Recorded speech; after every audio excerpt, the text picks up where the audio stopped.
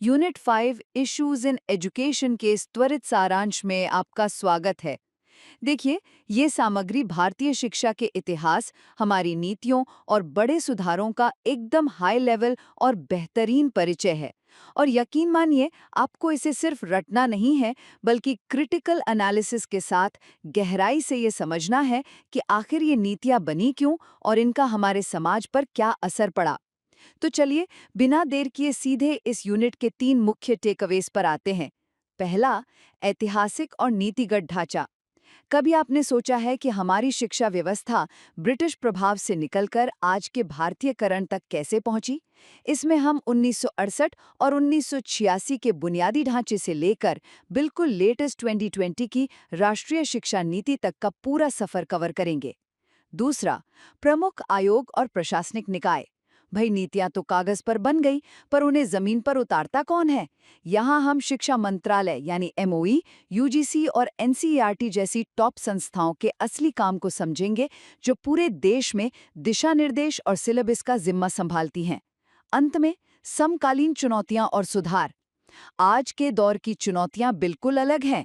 हम इसमें सबको स्कूल तक लाने वाले सर्व शिक्षा अभियान यानी एसएसए और शिक्षा का अधिकार यानी आरटीई जैसे कार्यक्रमों के असली इम्पैक्ट को देखेंगे। साथ ही ऑनलाइन वर्सेस ऑफलाइन पढ़ाई की बहस, क्वालिटी एश्योरेंस और एजुकेशन में पब्लिक प्राइवेट पार्टनरशिप, इसे हम पीपीपी मॉडल कहते हैं, जैसे मॉडर्न इश्यूज को बेहद आसान तरीके से समझेंगे। कुल मिलाकर इस यूनिट की तैयारी आपको वो विश्लेषणात्मक और नीतिगत गहराई प्रदान करेगी जो आपकी आगामी परीक्षाओं में सफलता के लिए बिल्कुल अनिवार्य है। आज की इस गहन चर्चा में स्वागत है। आज हमारे सामने जो शोध सामग्री है ना, जिसमें ऐतिहासिक दस्तावेज, अलग-अलग शिक्षा आयोगों की बहुत ही विस्तृत रिपोर्ट्स और हमारे संविधान के कुछ कानूनी प्रावधान शामिल हैं, वो एक बहुत ही दिलचस्प कहानी बयां करती है। बिल्कुल, और ये कहानी है हमारी अपनी भारतीय शिक्षा प्रणाली के सफर की। हम सोचते हैं कि हमारे स्कूल या कॉलेज का ढांचा ऐसा ही क्यों है जैसा वो आज दिखता है। हाँ, मतलब इसकी जड़ें दरअसल ब्रिटिश काल की उन औपनिवेशिक नीतियों में बहुत गहराई तक धसी हुई हैं, जिन्होंने शिक्षा को एक हथियार की तरह इस्तेमाल किया था। और फिर आजादी के बाद कैसे हमने उस पूरी व्यवस्था को पलटकर शिक्षा को एक संवैधानिक अधिकार में बदला, ये समझना बहुत जरूरी है। सही कहा आपने। ये सच में एक बहुत बड़ा वैचारिक सफर है। अगर हम इन दस्तावेजों का एक अकादमिक विश्लेषण करें तो स्पष्ट होता है कि शिक्षा सिर्फ किताबें पढ़ने या डिग्री लेने का नाम नहीं है। इतिहास गवाह है कि शिक्षा के माध्यम से किसी समाज की सोच, उसकी संस्कृति और भविष्य को कैसे नियंत्रित किया जा सकता है। चलिए इसको थोड़ा विस्तार से समझते हैं और अपनी चर्चा की शुरुआत करते हैं 1800 के दशक से। स्रोतों में जो सबसे पहला बड़ा मील का पत्थर है वो है 1813 का चार्टर एक्ट। हाँ, ये वो समय था जब ब्रिटिश ईस्ट इंडिया कंपनी ने पहली बार आधिकारिक तौर पर भारतीय शिक्षा की जिम्मेदारी ली थी और इसके लिए 1 लाख रुपए का बजट भी आवंटित किया था। मुझे यहाँ एक बात हैरान करती है कि एक व्यापारिक कंपनी को अचानक से भारत में शिक्षा की फिक्र क्यों होने लगी? ये एक बहुत ही प्रासंगिक सवाल है। अब देखिए, कंपनी अचानक कोई परोपकारी संस्था नहीं बन गई थी। भारत में उनका साम्राज्य बढ़ रहा था और उन्हें प्रशासन चलाने के लिए पढ़े लिखे लोगों की सख्त जरूरत थी। लेकिन दिलचस्प बात यह है कि जब उन्होंने वो 1 लाख रुपए आवंटित कर दिए तो एक बहुत बड़ा वैचारिक टकराव खड़ा हो गया कि इस पैसे को खर्च आखिर कैसे किया जाए। अच्छा, वही जिसे ओरिएंटलिस्ट एंग्लिसिस्ट विवाद कहा जाता है ना? बिल्कुल, ओरिएंटलिस्ट एंग्लिसिस्ट विवाद ये सिर्फ पैसे का झगड़ा नहीं था, बल्कि ये तय करने की लड़ाई थी कि ज्ञान असल में है क्या। मतलब प्राच्यवादी और आंग्लवादी के बीच का टकराव। प्राच्यवादी चाहते थे कि भारत के पारंपरिक ज्ञान जैसे संस्कृत, अरबी, फारसी और यहाँ के साहित्य को बढ़ावा दिया जाए। उनका मानना था कि स्थानीय संस्कृति का सम्मान होना चाहिए। और दूसरी तरफ आंग्लवादियों का तर्क इसके बिल्कुल विपरीत था। उनका जोर सिर्फ इस बात पर था कि शिक्षा का माध्यम केवल अंग्रेजी होना चाहिए और पश्चिमी विज्ञान और साहित्य को ही असली ज्ञान माना जाना चाहिए। और अंततः हम जानते हैं कि सत्ता की ताकत आंग्लवादियों के ही पक्ष में गई, जिसका सबसे मुखर चेहरा था लॉर्ड मैकाले। 1835 के मैकाले के मिनट ने तो भारतीय शिक्षा की दिशा हमेशा के लिए बदल कर रख दी। उसने वो कुख्यात डाउनवर्ड फिल्ट्रेशन थ्योरी यानी नीचे की ओर छनाई का सिद्धांत पेश किया था। यहाँ सबसे हैरान करने वाली बात यह है कि अगर हम इसके पीछे के मनोविज्ञान को गहराई से समझें तो अंग्रेजों को बहुत अच्छे से पता था कि भारत की इतनी विशाल आबादी को शिक्षित करने का न तो उनके पास पैसा है और ना ही कोई वास्तविक इरादा। तो उन्होंने बस ये तय किया कि वे सिर्फ उच्च वर्ग के कुछ चुनिंदा संभ्रांत भारतीयों को ही अंग्रेजी माध्यम से शिक्षित करेंगे। उनका विचार ये था कि ज्ञान इस उच्च वर्ग से छन छन कर आम जनता तक पहुंचेगा।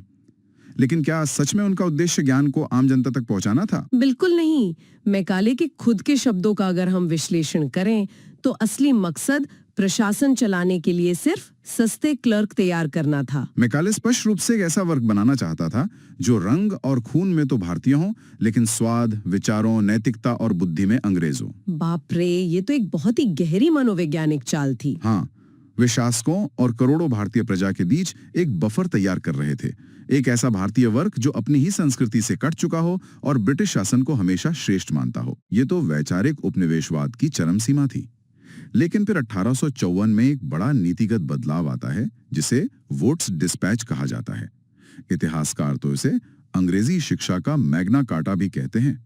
ऐसा लगता है कि इस डिस्पैच ने मैकाले की उस फिल्ट्रेशन थ्योरी को सिरे से खारिज कर दिया था। वुड्स डिस्पैच का महत्व इसलिए भी है क्योंकि पहली बार ब्रिटिश सरकार ने औपचारिक रूप से ये स्वीकार किया कि जन शिक्षा यानी मास एजुकेशन उनकी जिम्मेदारी है। मैकाले की वो छनाई की नीति जमीनी स्तर पर काम नहीं कर रही थी, इसलिए वुड्स डिस्पैच ने एक डुअल मीडियम यानी दोहरे माध्यम की सिफारिश की। मतलब प्राथमिक स्तर पर बच्चों को उनकी मातृभाषा में पढ़ाया जाना चाहिए ताकि वे बुनियादी बातें समझ सकें, और उच्च शिक्षा पूरी तरह से अंग्रेजी में होगी। सही कहा। और इसी नीति के जो ढांचागत परिणाम निकले वे आज तक हमारे सिस्टम में मौजूद हैं। 1857 में इसी डिस्पैच की सिफारिश पर कैलकाटा, बॉम्बे और मद्रास में पहले 3 विश्वविद्यालयों की स्थापना हुई। और शिक्षा को व्यवस्थित करने के लिए हर प्रांत में डीपीआई यानी सार्वजनिक निर्देश विभाग बनाए गए। इसके अलावा निजी स्कूलों को जोड़ने के लिए ग्रांट्स इन एड प्रणाली भी शुरू हुई। मतलब उन्होंने एक पूरा का पूरा ब्यूरोक्रेटिक ढांचा खड़ा कर दिया। एक बार ढांचा खड़ा करने के बाद उनका अगला कदम था उस पर नियंत्रण और विस्तार करना। 1882 में आया हंटर कमीशन। इसी दिशा में एक बड़ा कदम था। हंटर कमीशन ने ये सुझाव दिया कि प्राथमिक शिक्षा का प्रबंधन पूरी तरह से स्थानीय निकायों जैसे नगर पालिकाओं और जिला बोर्डों को सौंप दिया जाना चाहिए। लेकिन यहाँ एक और बहुत महत्वपूर्ण वैचारिक नींव रखी गई जिसे सेकेंडरी बाइफर्केशन कहते हैं। हाँ, ये हायर एजुकेशन के नजरिए से एक बहुत ही अहम कंसेप्ट है। मतलब हाई स्कूल की शिक्षा को 2 अलग-अलग रास्तों में बांट देना।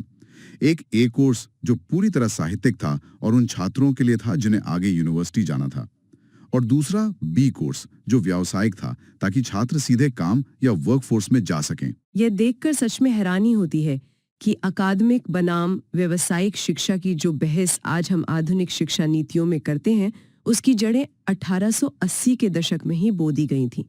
हालांकि उस समय इसके पीछे का इरादा युवाओं को रोजगार देने से ज्यादा विश्वविद्यालयों में बढ़ रही भीड़ को रोकना था। और विश्वविद्यालयों से अंग्रेजों का वो डर 1904 के भारतीय विश्वविद्यालय अधिनियम में साफ दिखाई देता है। बिल्कुल, लॉर्ड कर्जन के समय में आया इस अधिनियम ने विश्वविद्यालयों पर राज्य का शिकंजा बहुत कड़ा कर दिया।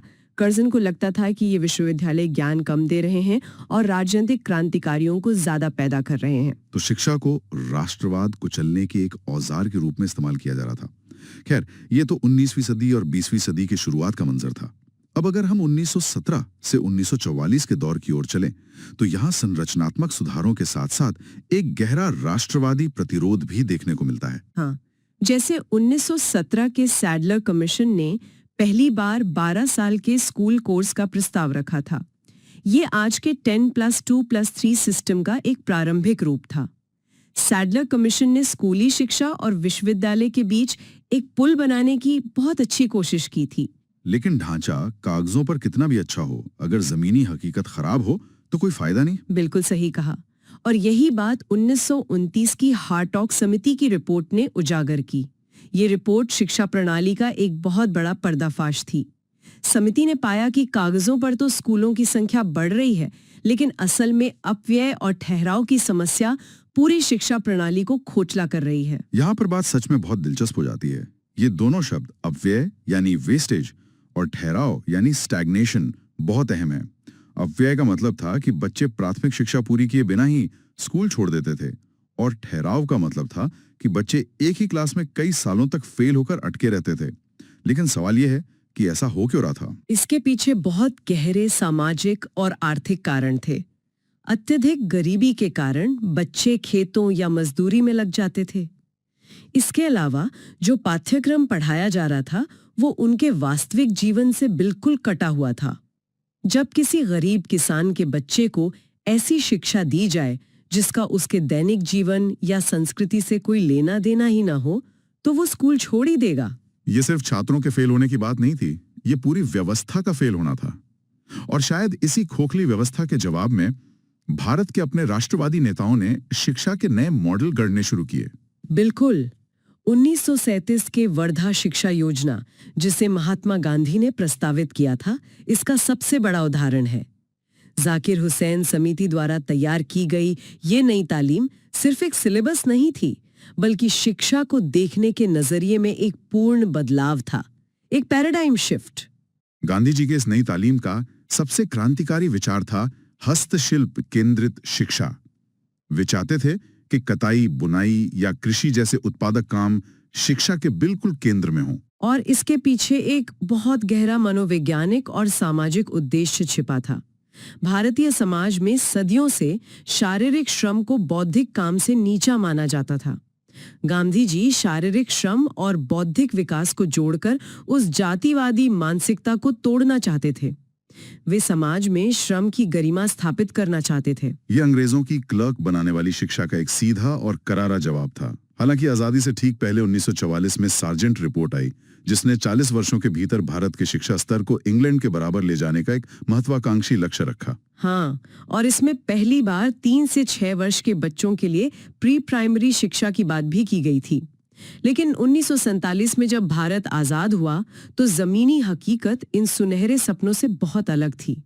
एक नवोदित लोकतांत्रिक गणराज्य के सामने जो सबसे बड़ी चुनौती खड़ी थी वो थी उस औपनिवेशिक विरासत से निपटना। भारत को जो शिक्षा प्रणाली विरासत में मिली, उसके 2 बहुत घातक दोष थे। पहला, इसका लक्ष्य सिर्फ आज्ञाकारी क्लर्क बनाना था, स्वतंत्र विचारक या लीडर नहीं। और दूसरा सबसे बड़ा घाव था सांस्कृतिक अलगाव। बिल्कुल। इस शिक्षा ने पीढ़ियों को ये सिखाया था कि पश्चिमी संस्कृति महान है और भारतीय भाषाएं, इतिहास और परंपराएं पिछड़ी हुई हैं। इसलिए सिर्फ अंग्रेजों के चले जाने से काम नहीं चलने वाला था। असली जरूरत थी अपनी सोच को आजाद करने की, जिसे डीकोलोनाइजिंग द माइंड कहा जाता है। ये एक बहुत बड़ी वैचारिक लड़ाई थी। इसका सीधा मतलब था पाठ्यक्रम से उन यूरो केंद्रित विचारों को उखाड़ फेंकना और अपनी पहचान को फिर से स्थापित करना। अगर हम इसको बड़े पैमाने पर देखें तो इस पूरी प्रक्रिया को हम शिक्षा का भारतीयकरण कह सकते हैं, जो मुख्य रूप से 4 मजबूत स्तंभों पर खड़ा किया गया था। पहला स्तंभ था भाषा। मैकाले की अंग्रेजी के एकाधिकार को तोड़ने के लिए त्रिभाषा सूत्र लाया गया, जिसमें मातृभाषा को सम्मान दिया गया। और दूसरा स्तंभ था भारतीय दर्शन को वापस लाना। विवेकानंद के व्यक्ति निर्माण के विचार, टैगोर का प्रकृतिवाद, श्री अरबिंदो का समग्र दर्शन और गांधी जी की नई तालीम को शैक्षिक विमर्श में वापस जगह दी गई। सही कहा। और तीसरा स्तंभ था व्यावसायिक कौशल और आत्मनिर्भरता। एक नए स्वतंत्र राष्ट्र को सिर्फ क्लर्कों की जरूरत नहीं थी, बल्कि कृषि वैज्ञानिकों, इंजीनियरों और डॉक्टरों की जरूरत थी। इसी सोच ने कृषि विश्वविद्यालयों और आईआईटी जैसे संस्थानों की नींव रखी। और चौथा स्तंभ था नए लोकनात्रांत मूल्य, मतलब संविधान के आधार पर समानता, स्वतंत्रता और न्याय के विचार छात्रों के मन में डालना। और इन सारे विचारों को 1952 के मुदलियार आयोग ने बहुत ही शानदार तरीके से संकलित किया। आयोग ने स्पष्ट किया कि स्वतंत्र भारत में शिक्षा का मुख्य उद्देश्य लोकतांत्रिक नागरिकता विकसित करना होना चाहिए, ताकि युवा आलोचनात्मक सोच रख सकें। इसके अलावा व्यावसायिक दक्षता, व्यक्तित्व का समग्र विकास और सबसे अहम नेतृत्व के लिए शिक्षा को मुख्य लक्ष्य बनाया गया, ताकि अंग्रेजों के जाने से जो शून्यता आई थी उसे भरा जा सके। ये एक बहुत ही सुंदर विजन था, लेकिन किसी भी विजन को जब तक कानूनी ताकत न मिले वो जमीन पर नहीं उतर सकता। और यहीं से हमारी कहानी संविधान की ओर मुड़ती है। औपनिवेशिक काल के घावों को भरने के लिए संविधान में शिक्षा को लेकर बहुत ही मजबूत कानूनी ढांचा तैयार किया गया। तो इन सब का आखिर मतलब क्या है? अगर हम कानूनी ढांचे को देखें तो सबसे पहले बात आती है 7वीं अनुसूची की। 1950 में जब संविधान लागू हुआ तो शिक्षा को राज्य सूची में रखा गया था। हाँ, लेकिन 1976 में 42वें संशोधन के जरिए एक बहुत बड़ा नीतिगत बदलाव किया गया। शिक्षा को निकालकर समवर्ती सूची यानी कॉन्करेंट लिस्ट में डाल दिया गया। इसका सीधा सा मतलब था कि अब केंद्र और राज्य दोनों शिक्षा पर नीतियां बना सकते हैं। राष्ट्रीय स्तर पर शिक्षा में एक रूपता और गुणवत्ता लाने के लिए ये एक बहुत जरूरी कदम था। और इसके बाद आता है 2002 का 86वां संविधान संशोधन अधिनियम। इसे अक्सर भारतीय शिक्षा के संदर्भ में एक पवित्र त्रिमूर्ति की तरह देखा जाता है, क्योंकि इसने संविधान के 3 अहम हिस्सों में एक साथ बड़ा बदलाव किया था। यह बदलाव उस लंबी लड़ाई का परिणाम था जो कभी गांधी जी और अन्य राष्ट्रवादियों ने देखी थी। इस 86वें संशोधन के प्रभावों को समझना बहुत जरूरी है। इसका पहला और सबसे बड़ा प्रभाव था अनुच्छेद 21A। इसने 6 से 14 वर्ष के बच्चों के लिए मुफ्त और अनिवार्य शिक्षा को एक न्यायोचित मौलिक अधिकार बना दिया। और इसी अधिकार को जमीनी स्तर पर लागू करने के लिए बाद में 2009 का RTE एक्ट आया, यानी अब शिक्षा कोई खैरात नहीं रही बल्कि हर बच्चे का हक बन गई। दूसरा बड़ा बदलाव नीति निर्देशक सिद्धांतों में हुआ। अनुच्छेद 45 की भाषा बदलकर उसका पूरा फोकस 0 से 6 वर्ष के बच्चों की प्रारंभिक बाल्यावस्था देखभाल और शिक्षा पर कर दिया गया। ये सार्जेंट रिपोर्ट के उस पुराने सपने को संवैधानिक रूप देने जैसा था, जहां प्री प्राइमरी शिक्षा की बात की गई थी। और तीसरी कड़ी जुड़ी मौलिक कर्तव्यों में अनुच्छेद 51A के तहत 11वां कर्तव्य जोड़ा गया, जिसने माता पिता पर यह जिम्मेदारी डाली कि वो अपने बच्चों को शिक्षा के अवसर उपलब्ध कराएं। मतलब सरकार ने अधिकार दिया, देखभाल की नीति बनाई और परिवार को भी उसकी जिम्मेदारी का एहसास कराया। संविधान ने केवल शिक्षा का अधिकार ही नहीं दिया, बल्कि औपनिवेशिक दौर में जिन वर्गों को सबसे ज्यादा हाशिए पर धकेला गया था, उनकी सुरक्षा के लिए विशेष प्रावधान भी किए। बिल्कुल, जैसे अनुच्छेद 29 जो स्पष्ट रूप से कहता है कि राज्य द्वारा पोषित किसी भी संस्थान में धर्म, मूलवंश, जाति या भाषा के आधार पर कोई भेदभाव नहीं किया जा सकता। और इसके साथ अनुच्छेद 30 को पढ़ना बहुत महत्वपूर्ण है। ये भाषाई और धार्मिक अल्पसंख्यकों को अपने शिक्षण संस्थान स्थापित करने और चलाने का अधिकार देता है। अगर आप औपनिवेशिक इतिहास को देखें तो अंग्रेजों ने स्थानीय शिक्षा को पूरी तरह नष्ट कर दिया था। ये अनुच्छेद उस सांस्कृतिक बहुलता को वापस स्थापित करने का एक शानदार तरीका है। इसी तरह अनुच्छेद 46 राज्य को निर्देश देता है कि वो SC, ST और कमजोर वर्गों की शिक्षा को विशेष रूप से बढ़ावा दे। भाषा और धर्म को लेकर भी संविधान बहुत स्पष्ट है। अनुच्छेद 28 कहता है कि जो स्कूल पूरी तरह से सरकारी पैसे से चलते हैं, उनमें कोई धार्मिक शिक्षा नहीं दी जाएगी। ये हमारे धर्मनिरपेक्ष ढांचे को मजबूत करता है। लेकिन मुझे जो प्रावधान ऐतिहासिक रूप से सबसे ज्यादा महत्वपूर्ण लगता है, वो है अनुच्छेद 350A। ये प्राथमिक स्तर पर मातृभाषा में निर्देश देने की बात करता है। अगर हम चर्चा की शुरुआत में बात किए गए मैकाले के अंग्रेजी थोपने वाले फैसले को याद करें, तो ये अनुच्छेद 350A उस ऐतिहासिक घाव पर एक मरहम की तरह काम करता है। बिल्कुल, ये सुनिश्चित करता है कि बच्चे की शिक्षा उसी भाषा में शुरू हो जिसे वो अपने घर में बोलता है। ये डीकॉलोनाइजेशन का सबसे बड़ा और स्पष्ट उदाहरण है, जहां हम अपनी भाषाओं को उनका उचित सम्मान दिला रहे हैं। तो अगर इस पूरी लंबी यात्रा का एक निचोड़ निकाला जाए, तो हमने देखा कि कैसे 1813 के एक व्यापारिक फैसले से शुरू होकर भारतीय शिक्षा ने मैकाले की उस संकीर्ण डाउनवर्ड फिल्ट्रेशन थ्योरी का दंश झेला।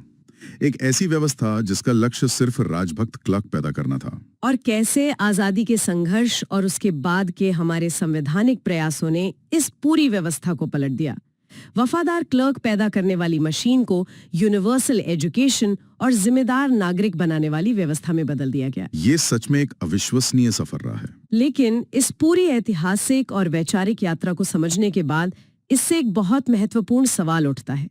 हमने देखा कि कैसे हमने ब्रिटिश उपनिवेशवाद से खुद को मुक्त किया, अपनी सोच को डिकोलोनाइज किया और शिक्षा का भारतीयकरण किया। हाँ, हमने एक लंबा सफर तय किया है। लेकिन आज हम जिस डिजिटल युग में जी रहे हैं, उसे ध्यान से देखिए।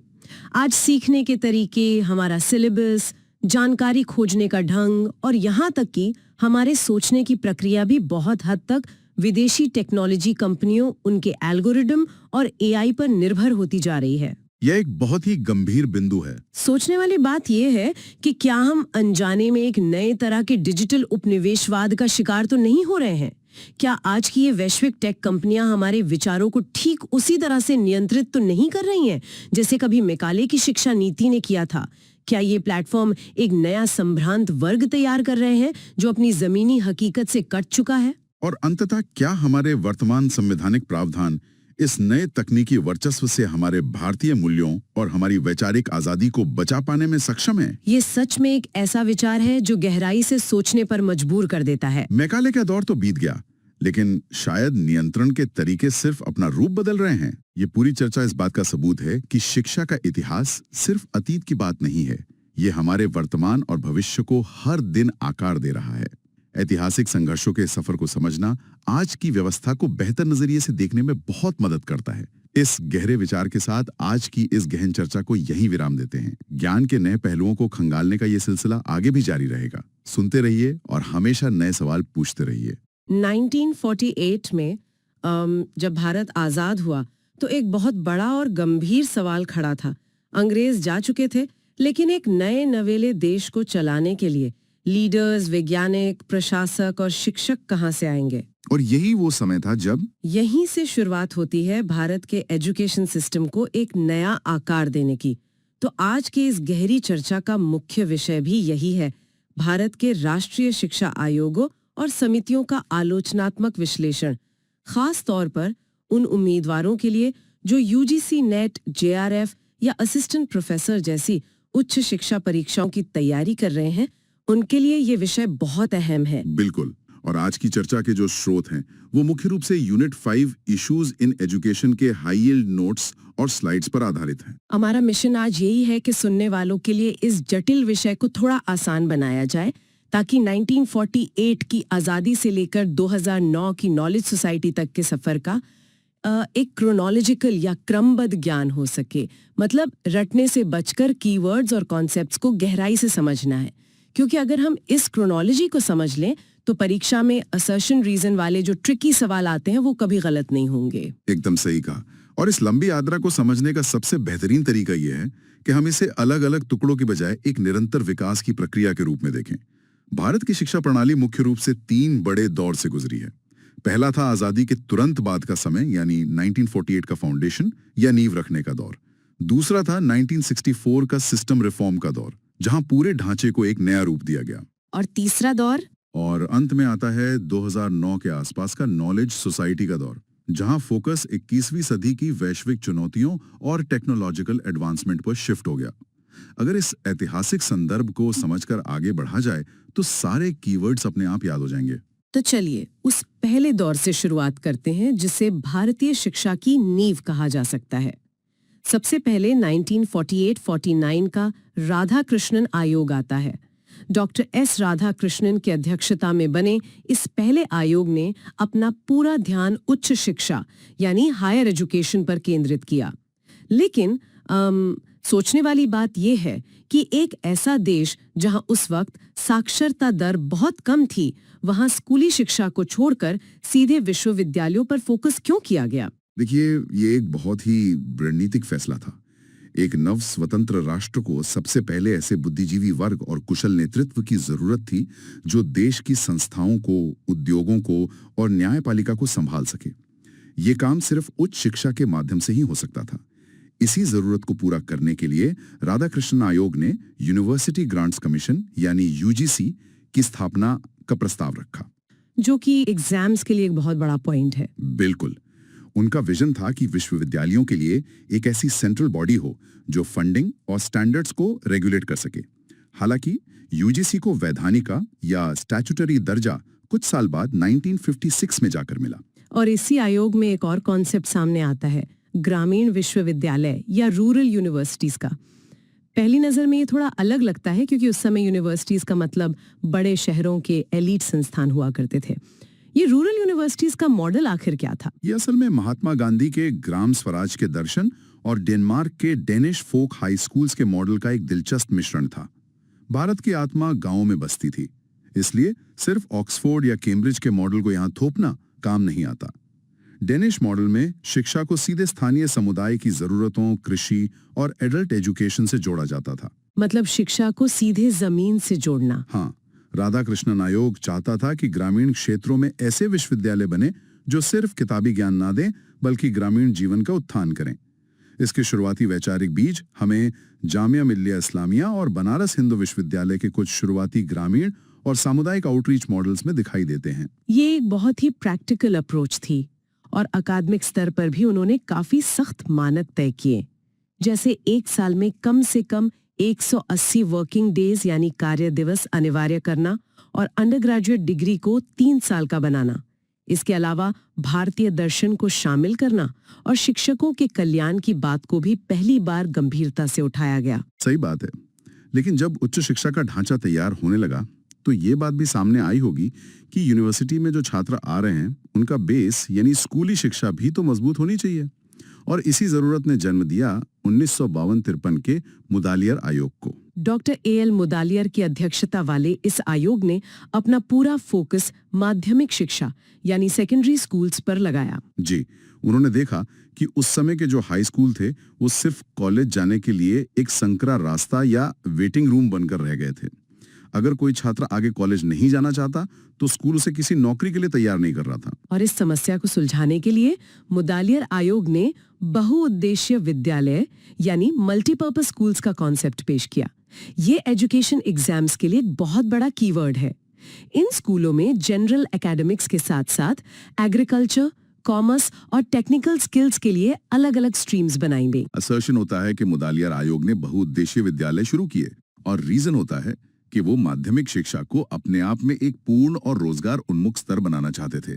तो ये रीजन बिल्कुल सही है। बिल्कुल, वे चाहते थे कि जो छात्र 10वीं या 12वीं के बाद पढ़ाई छोड़ दे उसके हाथ में कोई ना कोई ऐसा हुनर हो जिससे वो सीधे आजीविका कमा सके। इसके अलावा परीक्षा सुधारों को लेकर भी मुदालियर आयोग का रुख काफी स्पष्ट था।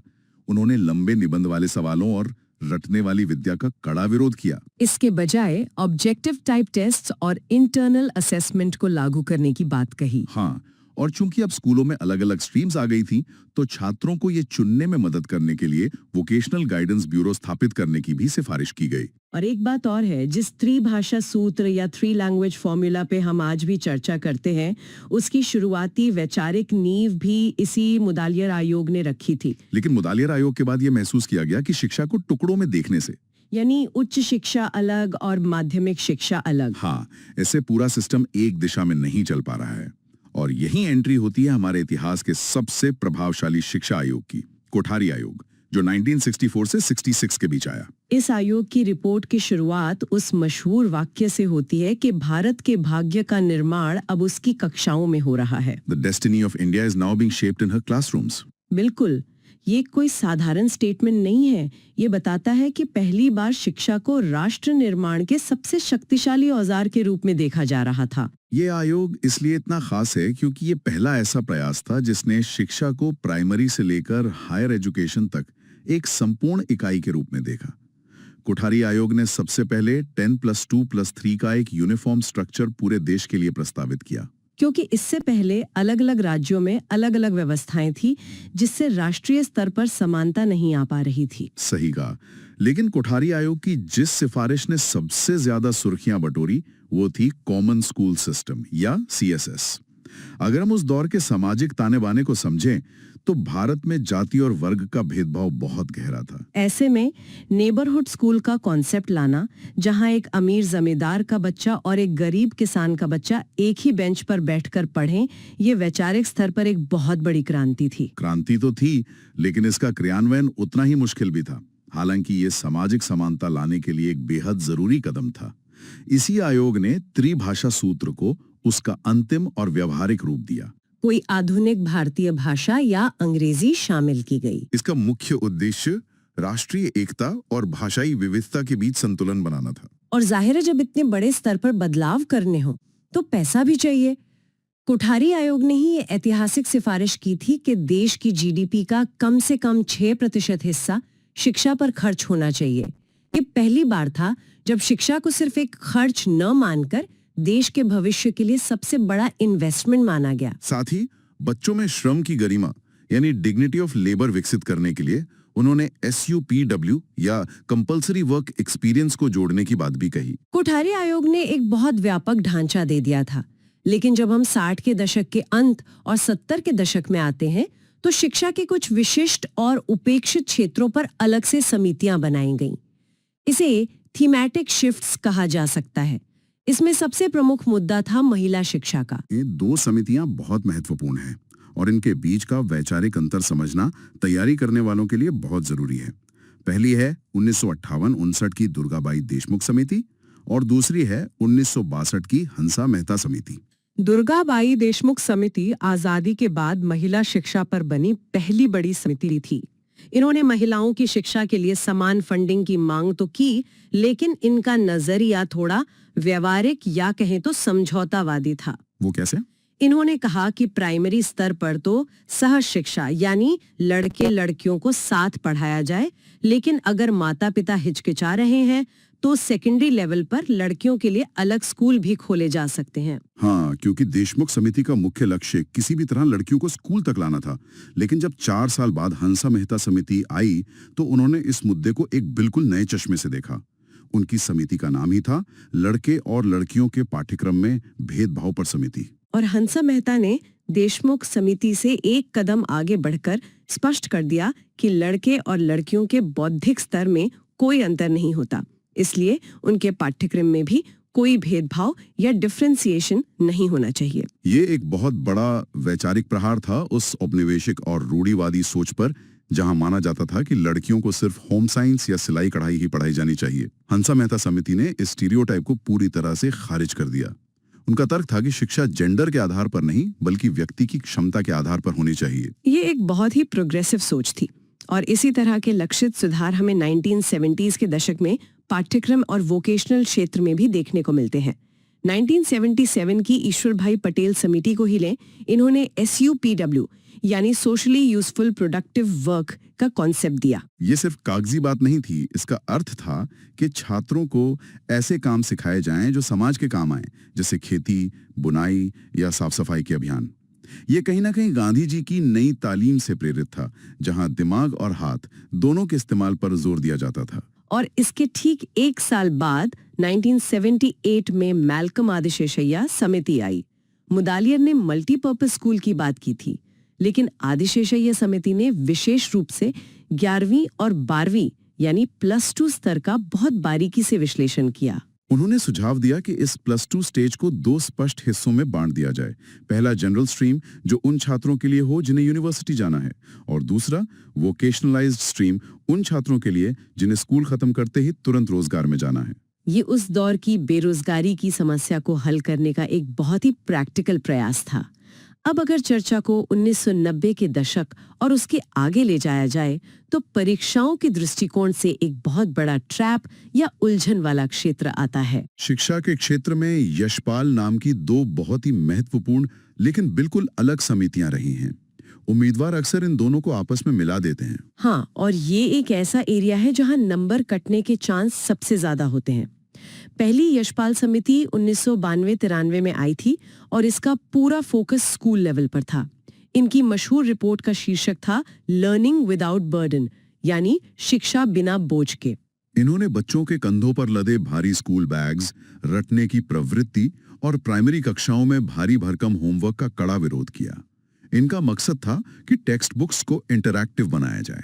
लेकिन दूसरी तरफ 2008-9 की जो दूसरी यशपाल समिति की, उसका स्कूली बच्चों के बस्ते से कोई लेना देना नहीं था। ये समिति हायर एजुकेशन के कायाकल्प के लिए बनाई गई थी। इनका सबसे बड़ा ऑब्जर्वेशन ये था कि उच्च शिक्षा के क्षेत्र में बहुत ज्यादा नियामक या रेगुलेटर्स हो गए हैं, जैसे UGC, AICTE और NCTE, और इनके बीच कोई तालमेल नहीं है। इसलिए इन्होंने प्रस्ताव रखा कि इन सबको हटाकर एक सिंगल सुपर रेगुलेटर बनाया जाए, जिसका नाम उन्होंने सुझाया NCHER यानी national commission for higher education and research. दूसरी यशपाल समिति ने एक और बहुत ही आधुनिक बात कही थी। उन्होंने कहा कि सिर्फ इंजीनियरिंग या सिर्फ मेडिकल पढ़ाने वाले सिंगल डिसिप्लिन संस्थान अब प्रासंगिक नहीं रह गए हैं। भविष्य मल्टी डिसिप्लिनरी या बहुविषयक विश्वविद्यालयों का है, जहां एक ही कैंपस में विज्ञान का छात्र इतिहास पढ़ सके और कला का छात्र कोडिंग सीख सके। ये सोच सीधे सीधे 21वीं सदी की वैश्विक अर्थव्यवस्था से जुड़ रही थी। और इसी वैश्विक प्रतिस्पर्धा के बीच 2005 में एक बहुत ही महत्वपूर्ण आयोग का गठन होता है, राष्ट्रीय ज्ञान आयोग या नेशनल नॉलेज कमीशन, जिसके अध्यक्ष सैम पित्रोदा थे। इसका विजन बहुत ही महत्वाकांक्षी था। भारत को 21वीं सदी की एक नॉलेज सोसाइटी यानी ज्ञान आधारित समाज में बदलना। जब हम नॉलेज सोसाइटी की बात करते हैं तो एनकेसी के उस लक्ष्य का जिक्र करना बहुत जरूरी है, जहां उन्होंने ठीक 1500 नए विश्वविद्यालय खोलने की बात कही थी। ये संख्या अचानक से हवा में नहीं सोची गई थी। इसका सीधा संबंध GER यानी ग्रॉस एनरोलमेंट रेशियो से था। GER ये मापता है कि कॉलेज जाने की उम्र वाले युवाओं में से कितने प्रतिशत वास्तव में कॉलेज जा रहे हैं। उस समय भारत का GER पश्चिमी देशों के मुकाबले बहुत कम था। 1500 यूनिवर्सिटीज का लक्ष्य उसी GER को बढ़ाने के लिए था, ताकि ज्यादा से ज्यादा युवा उच्च शिक्षा के दायरे में आ सके। एनकेसी सिर्फ हायर एजुकेशन तक सीमित नहीं था। 2009 में जो शिक्षा का अधिकार या RTE एक्ट लागू हुआ, उसके लिए वैचारिक उत्प्रेरक या कैटलिस्ट का काम भी इसी आयोग ने किया था। इसके अलावा भाषा नीति पर इनका रुख बहुत स्पष्ट था। इन्होंने कहा कि अगर भारतीय छात्रों को ग्लोबल लेवल पर कम्पीट करना है तो क्लास 1 से ही अंग्रेजी को एक विषय के रूप में पढ़ाया जाना चाहिए। यह मातृभाषा के खिलाफ नहीं था, बल्कि अंग्रेजी को एक ग्लोबल स्किल के रूप में जोड़ने की बात थी। एनकेसी ने उच्च शिक्षा को रेगुलेट करने के लिए एक अपनी अलग बॉडी का प्रस्ताव भी दिया था, IRHE यानी independent regulatory authority for higher education. इसके अलावा परीक्षाओं में एनकेसी के पेंटागन डायग्राम से भी सवाल आते हैं, जिसमें नॉलेज सोसाइटी के 5 स्तंभ बताए गए हैं। वो 5 स्तंभ बहुत ही लॉजिकल हैं। सबसे पहला है एक्सेस, यानी ज्ञान तक हर वर्ग की पहुंच हो, चाहे वो गांव में हो या शहर में। दूसरा है कॉन्सेप्ट्स, यानी हमारे सिलेबस और पढ़ाने के तरीके में स्पष्टता हो। तीसरा है क्रिएशन, हम सिर्फ बाहर का ज्ञान न पढ़ें, बल्कि अपनी रिसर्च से नए ज्ञान का सृजन करें। चौथा है एप्लीकेशन, उस ज्ञान को उद्योग और समाज की समस्याओं को सुलझाने में लागू करना। और 5वां है सर्विसेज, ज्ञान का उपयोग ई-गवर्नेंस और नागरिकों को बेहतर सेवाएं देने में करना। ये वास्तव में 21वीं सदी के भारत का एक मास्टर प्लान था। तो इस पूरी यात्रा को एक बार समेटते हुए क्रोनोलॉजी और कीवर्ड्स का जल्दी से रिवीजन कर लेते हैं।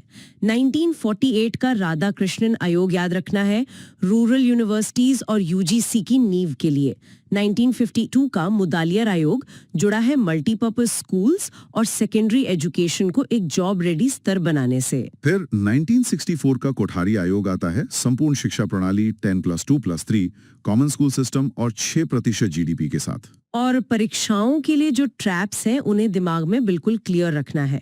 सबसे ज्यादा कंफ्यूजन रेगुलेटर्स को लेकर होता है। हमेशा ध्यान रखें, UGC की बात 1948 में राधाकृष्णन आयोग ने की थी।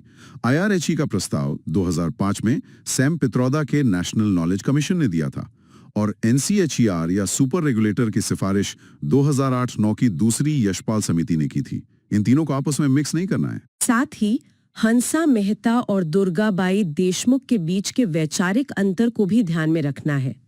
यह स्पष्टता ही एग्जाम में उन असर्शन रीजन वाले सवालों को सही करवाती है जो अक्सर मेरिट लिस्ट तय करते हैं।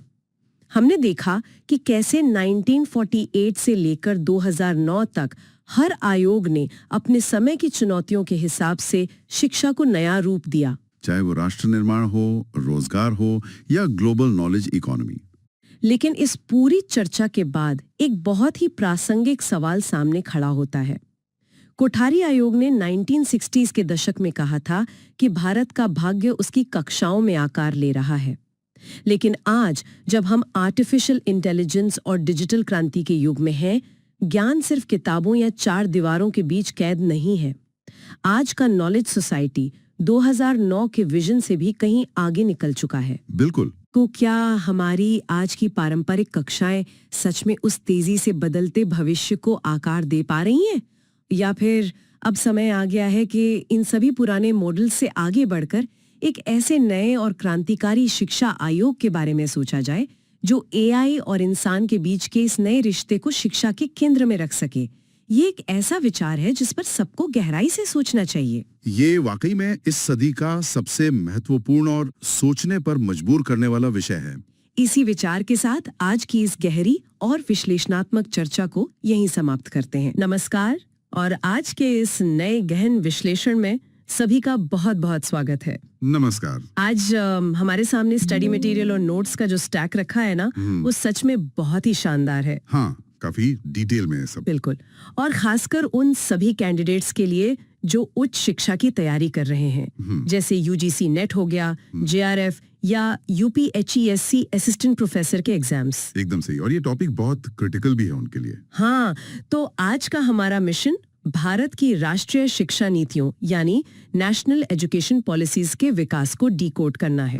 डिकोड करना है। हम बात करेंगे 1968 की पहली नीति की, फिर 1986 की दूसरी नीति की, और अंत में 2020 की उस नई शिक्षा नीति की जिसने तो पूरे के पूरे एजुकेशन सिस्टम को ही पलट कर रख दिया है। बिल्कुल, और मुझे लगता है कि ये समझना बहुत जरूरी है कि ये केवल इतिहास के पन्ने पलटना, ये कुछ तारीखें याद करना नहीं है। सही कहा। इन नीतियों का सफर असल में मतलब ये भारत की अपनी विकास यात्रा है। ये समझना है कि कैसे भारत अपनी आजादी के बाद पोस्ट कॉलोनियल सर्वाइवल से, यानी सिर्फ अपने पैरों पर खड़े होने की कोशिश से निकलकर आज के इस ग्लोबल डिजिटल एरा तक पहुंचा है।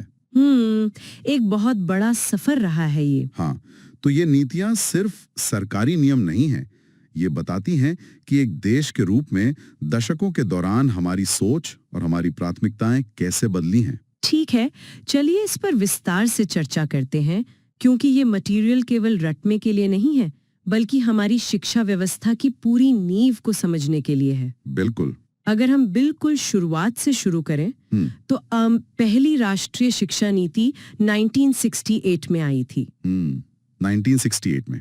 ये प्रधानमंत्री इंदिरा गांधी का समय था और ये पूरी नीति कोठारी आयोग पर आधारित थी, जिसने 1964 से 1966 के बीच काम किया था। हाँ, कोठारी कमीशन एग्जाम्स में बहुत बार पूछा जाता है ये। बहुत बार इसमें कुछ बहुत ही बड़े और विजनरी लक्ष्य रखे गए थे, जैसे 14 साल तक के बच्चों के लिए मुफ्त और अनिवार्य शिक्षा। इसी में वो मशहूर 10+2+3 का स्ट्रक्चर अपनाने की सिफारिश की गई थी, जिसने हमारी पीढ़ियों को पढ़ाया है। हाँ, हम सब उसी सिस्टम से निकले हैं। बिल्कुल। साथ ही नेशनल इनकम यानी जीडीपी का 6% शिक्षा पर खर्च करने का टारगेट रखा गया था, और एक त्रिभाषा सूत्र या 3 लैंग्वेज फॉर्मूला लाया गया था। 3 लैंग्वेज फॉर्मूला, जिसमें क्षेत्रीय भाषाओं के साथ साथ संस्कृत को जोड़ने का प्रस्ताव था। अब अगर नोट्स को देखें तो सुनने में तो ये सब बहुत परफेक्ट लगता है। हाँ, परफेक्ट तो लगता है, लेकिन यहाँ जो बात सबसे दिलचस्प है वो ये है कि 1968 की ये नीति कागजों पर तो बहुत ही क्रांतिकारी और शानदार दिखती थी, लेकिन ग्राउंड रियलिटी में ये बुरी तरह विफल रही। जी। क्यों? और इसकी विफलता का सबसे बड़ा कारण था केंद्र सरकार के पास पावर का ना होना। अच्छा, पावर का ना होना। हाँ, देखिए, उस समय शिक्षा राज्य सूची या स्टेट लिस्ट का हिस्सा हुआ करती थी। ओहो, हाँ। इसे तो बहुत बाद में 1976 में जाकर समवर्ती सूची या कॉन्करेंट लिस्ट में डाला गया। तो 1968 में केंद्र सरकार राज्यों को सिर्फ सलाह दे सकती थी, मतलब थोप नहीं सकती थे। बिल्कुल, उन्हें कुछ लागू करने के लिए मजबूर नहीं कर सकती थी। इसके अलावा इस नीति के पास कोई ठोस प्लान ऑफ एक्शन नहीं था और ना ही कोई तय बजट था। मतलब ये तो वही बात हो गई कि आप एक आलीशान हवेली का नक्शा तो बना लें, लेकिन उसे बनाने के लिए ना तो आपके पास जमीन हो और ना ही बैंक में पैसे। एकदम सटीक उदाहरण है ये। बिना बजट और अथॉरिटी के इतनी बड़ी योजनाएं धरी की धरी रह गईं। तो 1968 की हवाई बातों से निकलकर जब हम आगे बढ़ते हैं तो 1986 की दूसरी राष्ट्रीय शिक्षा नीति आती है। 1986 की पॉलिसी। यह प्रधानमंत्री राजीव गांधी का दौर था। हमारे नोट्स बताते हैं कि इस नीति का मुख्य लक्ष्य शैक्षिक अवसरों को समान बनाना और असमानताओं को दूर करना था। सही। अब मैंने जो स्टडी मटेरियल देखा उसमें एक बात पढ़कर मैं बहुत हैरान रह गई। हम हमेशा ऑपरेशन ब्लैक बोर्ड सुनते हैं, जो 1987 में शुरू हुआ था। हाँ, ऑपरेशन ब्लैक बोर्ड बहुत फेमस है। नाम सुनकर ऐसा लगता है जैसे रातों रात कोई बहुत बड़ा तकनीकी या डिजिटल बदलाव आ गया होगा स्कूलों में। बिल्कुल, नाम ही ऐसा है। लेकिन असल में इसका मतलब बहुत ही बेसिक था। मतलब स्कूलों में न्यूनतम बुनियादी सुविधाएं देना, यानी कम से कम 2 बड़े पक्के कमरे हों, कुछ खिलौने और चार्ट्स हों और 2 शिक्षक हों, जिनमें से कम 1 महिला हो। हाँ, और यही 1968 और 1986 की नीतियों के बीच का सबसे बड़ा फर्क है। क्या फर्क है? देखिए, 1968 की नीति पूरी तरह से थ्योरी पर आधारित थी, जबकि 1986 की नीति जमीन पर उतरी और पूरी तरह से प्रैक्टिकल थी। 1986 की नीति का पूरा फोकस ग्राउंड लेवल के इंफ्रास्ट्रक्चर पर था।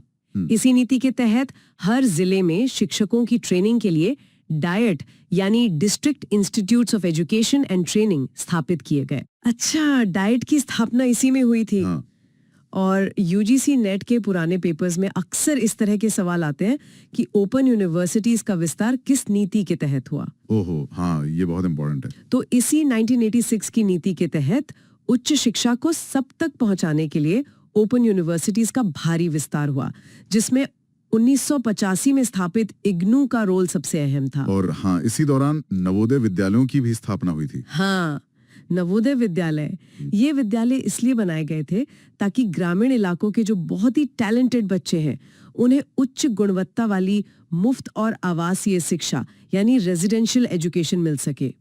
इन्हें पेस सेटिंग स्कूल्स भी कहा गया। बिल्कुल, पेस सेटिंग स्कूल्स। इसके बाद इस 1986 की नीति को अच्छे से लागू करने के लिए 1992 में एक प्लान ऑफ एक्शन लाया गया।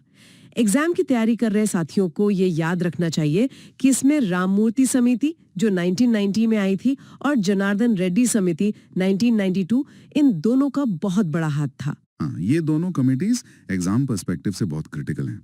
पर ये सब तो ठीक है, लेकिन अगर हम इसका एक क्रिटिकल रिव्यू करें ना, तो तस्वीर के दो पहलू नजर आते हैं। दो पहलू।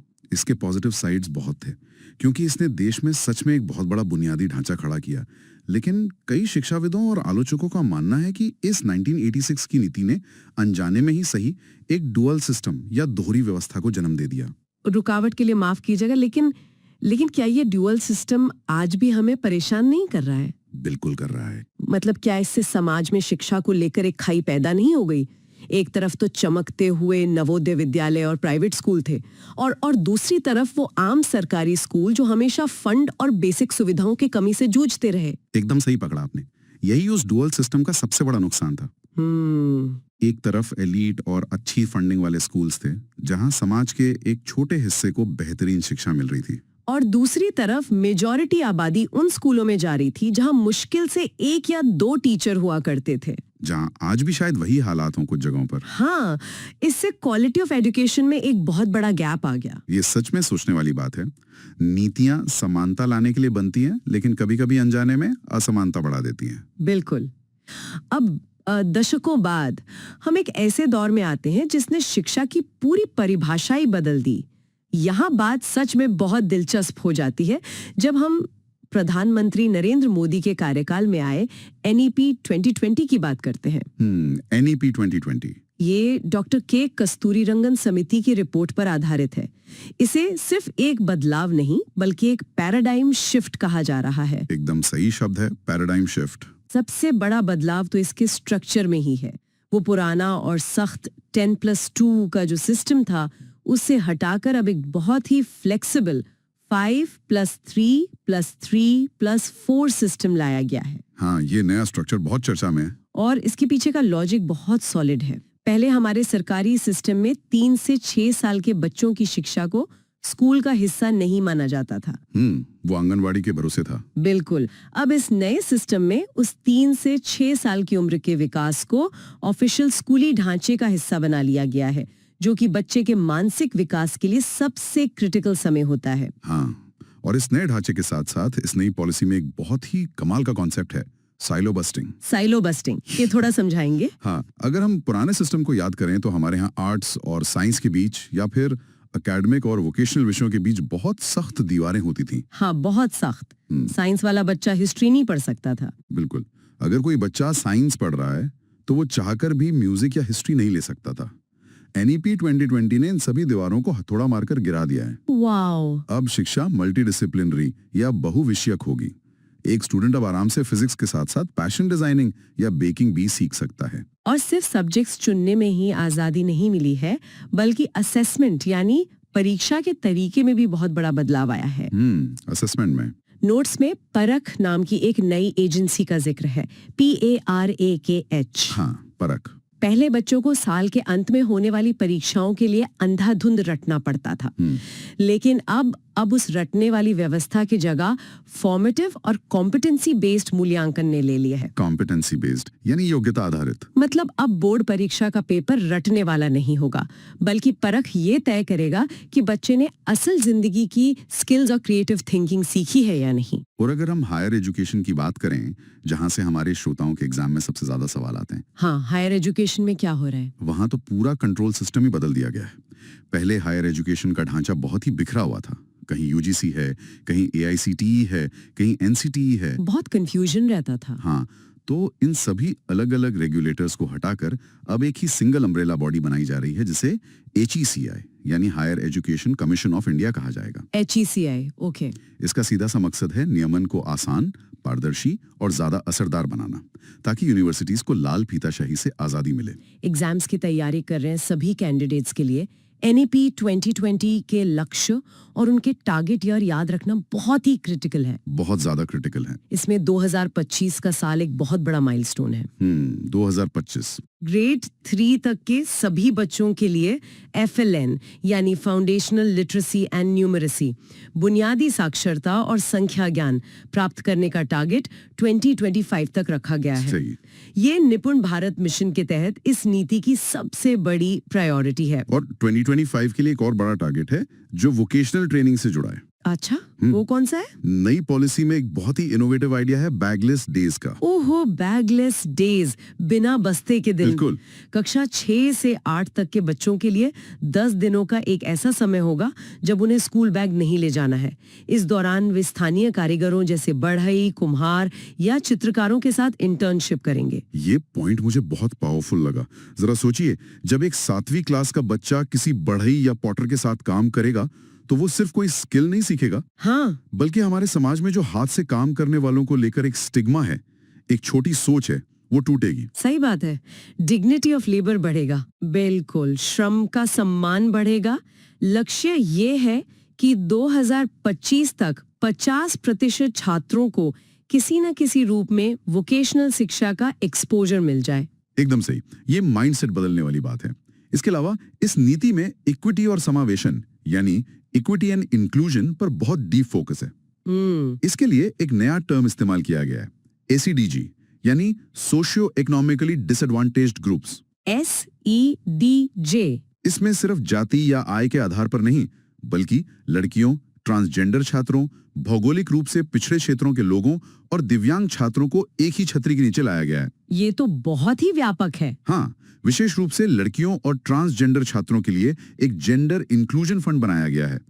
और देश के जिन इलाकों में इन SEDG समूहों की आबादी बहुत ज्यादा है, उन्हें SEZ यानी स्पेशल एजुकेशन जोन्स घोषित किया जाएगा, ताकि वहां सरकार एक्स्ट्रा फंडिंग और रिसोर्सेज लगा सके। और क्योंकि आज हम पूरी तरह से डिजिटल युग में जी रहे हैं, हाँ। तो एडटेक को तो इग्नोर किया ही नहीं जा सकता। बिल्कुल नहीं। नीति में तकनीकी विचारों के लिए एक NETF national educational technology forum नाम का मंच बनाने की बात है।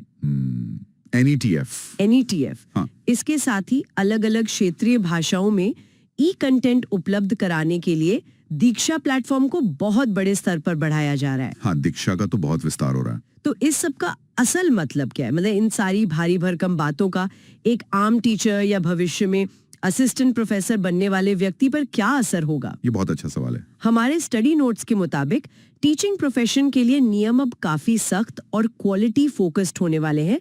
शिक्षकों के लिए इसका सीधा सा मतलब ये है कि 2030 तक टीचिंग के लिए मिनिमम क्वालिफिकेशन 4 वर्षीय इंटीग्रेटेड B.Ed डिग्री हो जाएगी। हाँ, ये एक बहुत बड़ा बदलाव है, 4 साल का B.Ed।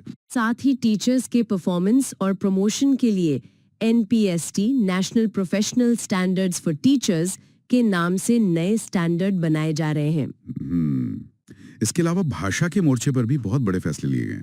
भाषा को लेके क्या फैसले हैं? नई नीति के तहत संस्कृत को स्कूल और हायर एजुकेशन के हर स्तर पर एक ऑप्शन के रूप में रखा जाएगा। अच्छा। इसके साथ ही हमारी प्राचीन भाषाओं जैसे पाली, फारसी और प्राकृत के संरक्षण पर बहुत जोर दिया गया है।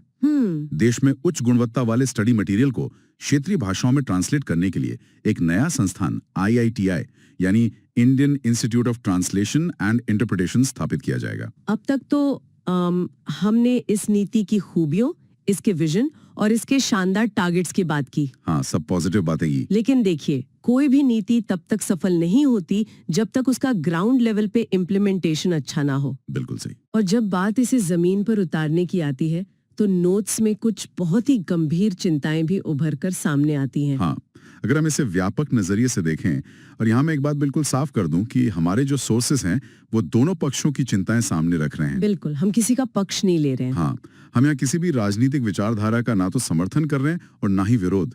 हम बस एक क्रिटिकल एनालिसिस कर रहे हैं। तो सबसे बड़ी चिंता क्या है? सबसे बड़ी और सबसे प्रैक्टिकल चुनौती है फंडिंग गैप। फंडिंग। हाँ, 1968 से लेकर आज तक हर नीति में शिक्षा पर जीडीपी का 6% खर्च करने का सपना देखा गया है।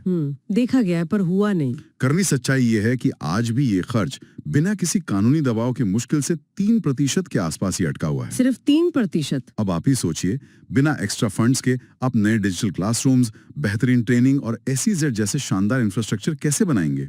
ये एक बहुत बड़ा सवालिया निशान है। सच में। और फंडिंग के अलावा एक और बहुत बड़ी चिंता है, डिजिटल डिवाइड। डिजिटल डिवाइड, हाँ, ये बहुत क्रिटिकल है। नई पॉलिसी में एकेडमिक बैंक ऑफ क्रेडिट यानी ABC और ऑनलाइन लर्निंग पर बहुत ज्यादा जोर दिया गया है। जो लोग नहीं जानते उनके लिए बता दूं कि ABC मतलब एक ऐसा डिजिटल बैंक खाता जहां आपके पैसों की जगह आपके सब्जेक्ट्स के क्रेडिट जमा होंगे। बहुत बढ़िया कॉन्सेप्ट है ये। आप जब चाहें अपनी पढ़ाई बीच में छोड़ सकते हैं और बाद में किसी और यूनिवर्सिटी से वहीं से शुरू कर सकते हैं।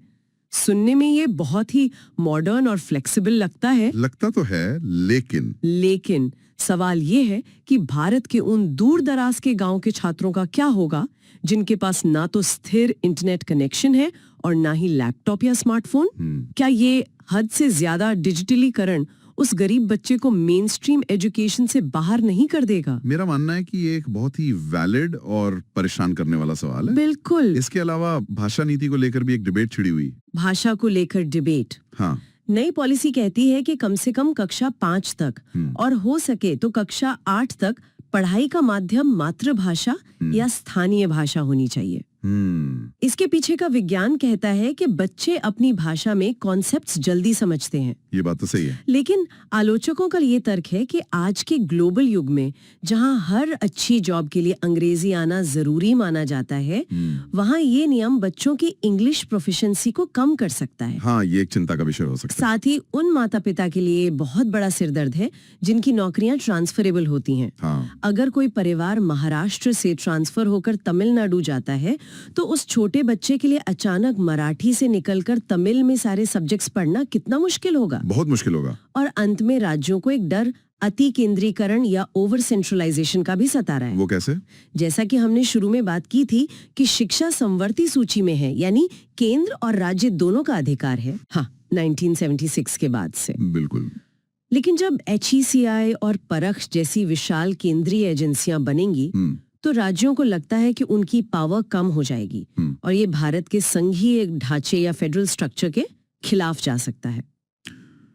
तो हमने आज के इस विस्तृत और गहन विश्लेषण में काफी कुछ कवर कर लिया है। हाँ, काफी डीप डाइव हो गया आज। हाँ, हमने देखा कि कैसे 1968 की नीति बड़े बड़े आदर्शों से भरी थी, लेकिन बजट और पावर के बिना फेल हो गई। बिल्कुल। फिर 1986 की नीति आई जिसने बहुत ही प्रैक्टिकल अप्रोच के साथ ऑपरेशन ब्लैक बोर्ड और नवोदय विद्यालयों के जरिए पूरे देश में इंफ्रास्ट्रक्चर का जाल बिछाया। बिल्कुल। लेकिन साथ ही एक ऐसी दोहरी व्यवस्था भी खड़ी कर दी जिसका खामियाजा हम आज तक भुगत रहे हैं। और अब हम 2020 की नई शिक्षा नीति के दौर में हैं, जो रटने की विद्या को खत्म कर एक फ्लेक्सिबल, मल्टी डिसिप्लिनरी और डिजिटल एजुकेशन की नींव रख रही है। सही। उच्च शिक्षा के एग्जाम्स की तैयारी कर रहे सभी कैंडिडेट्स के लिए बस एक क्विक रिकैप दे दूं। कमिटियों के नाम उंगलियों पर याद रखें। 1968 के लिए कोठारी आयोग, 1990 के लिए राममूर्ति समिति और 2020 के लिए डॉक्टर के कस्तूरी रंगन समिति। हाँ, ये बहुत इंपॉर्टेंट है। और सबसे क्रिटिकल हैं ये टारगेट ईयर्स। 2025 तक FLN और 50% छात्रों को वोकेशनल शिक्षा का एक्सपोजर देना है। वहीं 2030 तक स्कूली शिक्षा में 100% ग्रॉस एनरोलमेंट रेशियो हासिल करने और 4 वर्षीय इंटीग्रेटेड B.Ed को कम से कम योग्यता बनाने का लक्ष्य है। बिल्कुल। और देखिए, जाने से पहले एक अंतिम और बहुत ही विचारोत्तेजक सवाल मैं छोड़ना चाहूंगा। जी बताइए। जो इन सभी नोट्स और किताबों से परे जाकर हमें सोचने पर मजबूर करता है। नई पॉलिसी बहुत ही जोर शोर से ये दावा करती है कि वो हमें रटने की विद्या से निकालकर क्रिटिकल थिंकिंग और योग्यता आधारित मूल्यांकन की ओर ले जाएगी। हाँ, दावा तो यही है। लेकिन गहराई से सोचने वाली बात यह है, क्या केवल एग्जाम का पैटर्न या एजेंसी का नाम बदल देने से हमारी मानसिकता बदलेगी? हमारे समाज में बचपन से ही जो 99% मार्क्स लाने की अंधी दौड़ है, क्या वो खत्म हो जाएगी? या फिर हम इन नए तथाकथित योग्यता आधारित टेस्ट्स को क्रैक करने के लिए बस एक नए तरह की और भी ज्यादा महंगी कोचिंग इंडस्ट्री को जन्म दे देंगे? सच में ये बहुत क्या हम सच में एक सीखने वाला समाज बनेंगे या सिर्फ एग्जाम पास करने की मशीनें अपडेट कर लेंगे? ये सच में एक ऐसा सवाल है जो हमें बेचैन करता है सच में। और जिस पे हम सभी को बहुत ही गंभीरता से सोचना चाहिए। क्या सरकार की नीतियां समाज की सोच को बदलती हैं या समाज की पुरानी सोच उन नई नीतियों के असर को ही खा जाती है? बिल्कुल। इसी गहरे विचार के साथ हम आज के इस गहन विश्लेषण को यहीं रोकते हैं।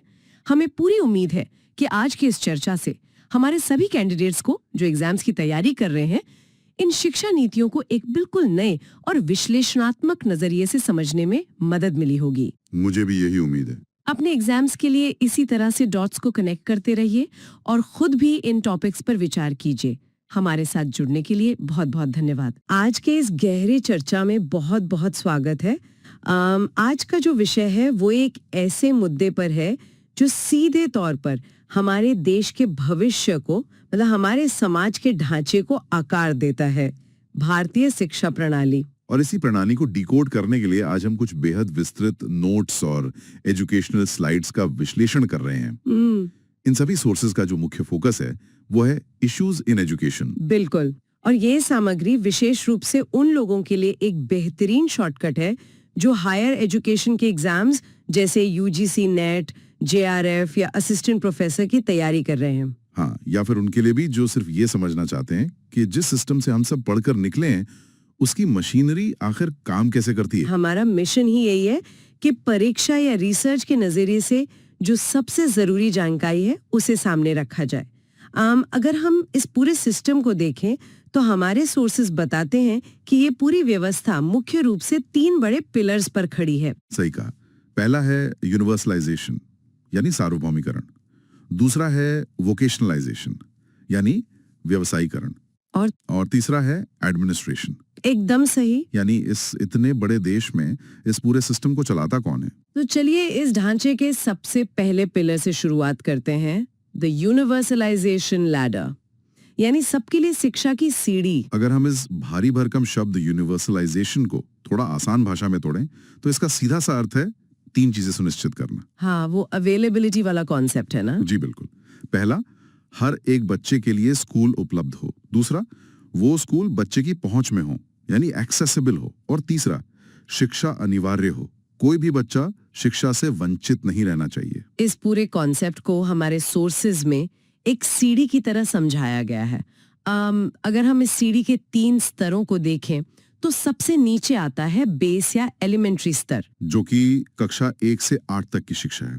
हाँ, जिसे मुख्य रूप से सर्व शिक्षा अभियान यानी एसएसए और आरटीई एक्ट का सहारा मिला है।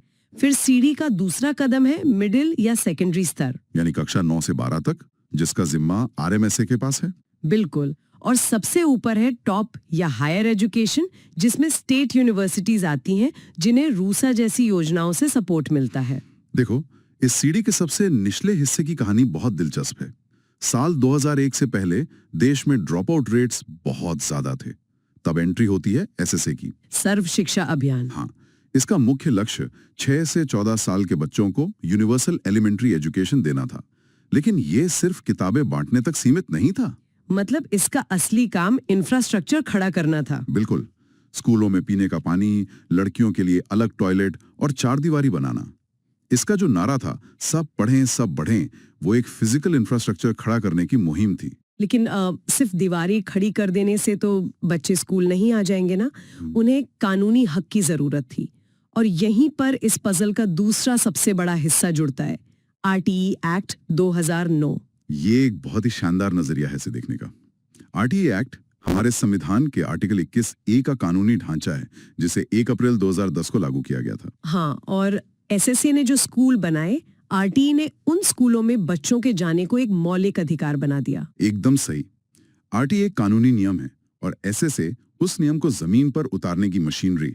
इन दोनों के बिना भारत में यूनिवर्सल एजुकेशन की कल्पना भी नहीं की जा सकती। जो लोग यूजीसी नेट या जेआरएफ की तैयारी कर रहे हैं, उन्हें पता है कि सरकारी नीतियां हमेशा कुछ खास मैट्रिक्स पर परखी जाती हैं। हमारे सोर्सेज में आरटीई एक्ट के कुछ क्रूशियल मैट्रिक्स दिए गए हैं। हाँ, जैसे प्यूपिल टीचर रेशियो। बिल्कुल। छात्र शिक्षक अनुपात। कानून कहता है कि प्राइमरी स्तर पर यह 30:1 होना चाहिए, मतलब 30 बच्चों पर एक शिक्षक, और अपर प्राइमरी के लिए ये 35:1 है। इसी तरह वर्किंग डेज का कॉन्सेप्ट है। प्राइमरी स्कूलों के लिए साल में कम से कम 200 दिन और अपर प्राइमरी के लिए 220 दिन तय किए गए हैं। और अगर पढ़ाने के घंटों की बात करें तो प्राइमरी में ये 800 घंटे और अपर प्राइमरी में 1000 घंटे सालाना है। लेकिन इन सब में जो सबसे क्रांतिकारी नियम मुझे लगता है वो है टीचर कमिटमेंट का रूल। वो 45 घंटे वाला नियम। हाँ, आरटीई के तहत हर शिक्षक को एक हफ्ते में कम से कम 45 वर्किंग आवर्स काम करना अनिवार्य है। इसमें तैयारी का समय या प्रिपरेशन टाइम भी कानूनी रूप से शामिल किया गया है। ये पहली बार था जब सिस्टम ने ये माना कि एक अच्छी क्लास लेने के लिए टीचर को क्लास के बाहर भी काम करना पड़ता है। बिल्कुल। इसके अलावा आरटीई एक्ट के कुछ सेक्शंस इतने अहम हैं कि वे अक्सर एग्जाम्स का हिस्सा बनते हैं। जैसे सेक्शन 12 जो प्राइवेट स्कूलों में भी 25% ईडब्ल्यूएस कोटा सुनिश्चित करता है। हाँ, और सेक्शन 16 जो नो डिटेंशन की बात करता है, यानी कक्षा 8 तक किसी भी बच्चे को फेल नहीं किया जाएगा। और सेक्शन 17 जो किसी भी तरह की शारीरिक सजा पर पूरी तरह रोक लगाता है। बुनियाद तो यहाँ मजबूत हो गई, लेकिन जब बच्चा कक्षा 8 पास कर लेता है तो यहीं से सीढ़ी का अगला स्तर शुरू होता है। 2009 में एंट्री होती है आरएमएसए की, यानी राष्ट्रीय माध्यमिक शिक्षा अभियान, जिसका पूरा फोकस 14 से 18 साल की उम्र के बच्चों पर था। आरएमएसए के डॉक्यूमेंट्स में एक डिस्टेंस नॉर्म का बहुत सख्ती से पालन करने की बात कही गई है। हाँ, वो 5 किलोमीटर वाला नियम। बिल्कुल। इसके अनुसार बच्चे के घर से 5 किलोमीटर के दायरे में एक सेकेंडरी स्कूल और 7 से 10 किलोमीटर के दायरे में एक हायर सेकेंडरी स्कूल होना ही चाहिए। अगर हम इसके पीछे के लॉजिक को समझे तो ये सिर्फ सुविधा की बात नहीं है, ये सीधे तौर पर लड़कियों के ड्रॉप आउट रेट से जुड़ा है। अगर स्कूल दूर होगा तो पेरेंट्स बच्चियों को स्कूल भेजना बंद कर देते हैं। एकदम सही एनालिसिस है। और जब यही बच्चा स्कूल से निकलकर कॉलेज की तरफ बढ़ता है तो हायर एजुकेशन को सपोर्ट करने के लिए 2013 में रूसा लाया गया राष्ट्रीय उच्चतर शिक्षा अभियान। लेकिन यहाँ जो सबसे रोचक बात है वो ये कि आरटीई या एसएसए की तरह रूसा में फंडिंग अपने आप नहीं मिल जाती। मतलब कोई भी कॉलेज सीधे केंद्र से पैसे नहीं मांग सकता। बिल्कुल नहीं। रूसा पूरी तरह से परफॉर्मेंस बेस्ड है।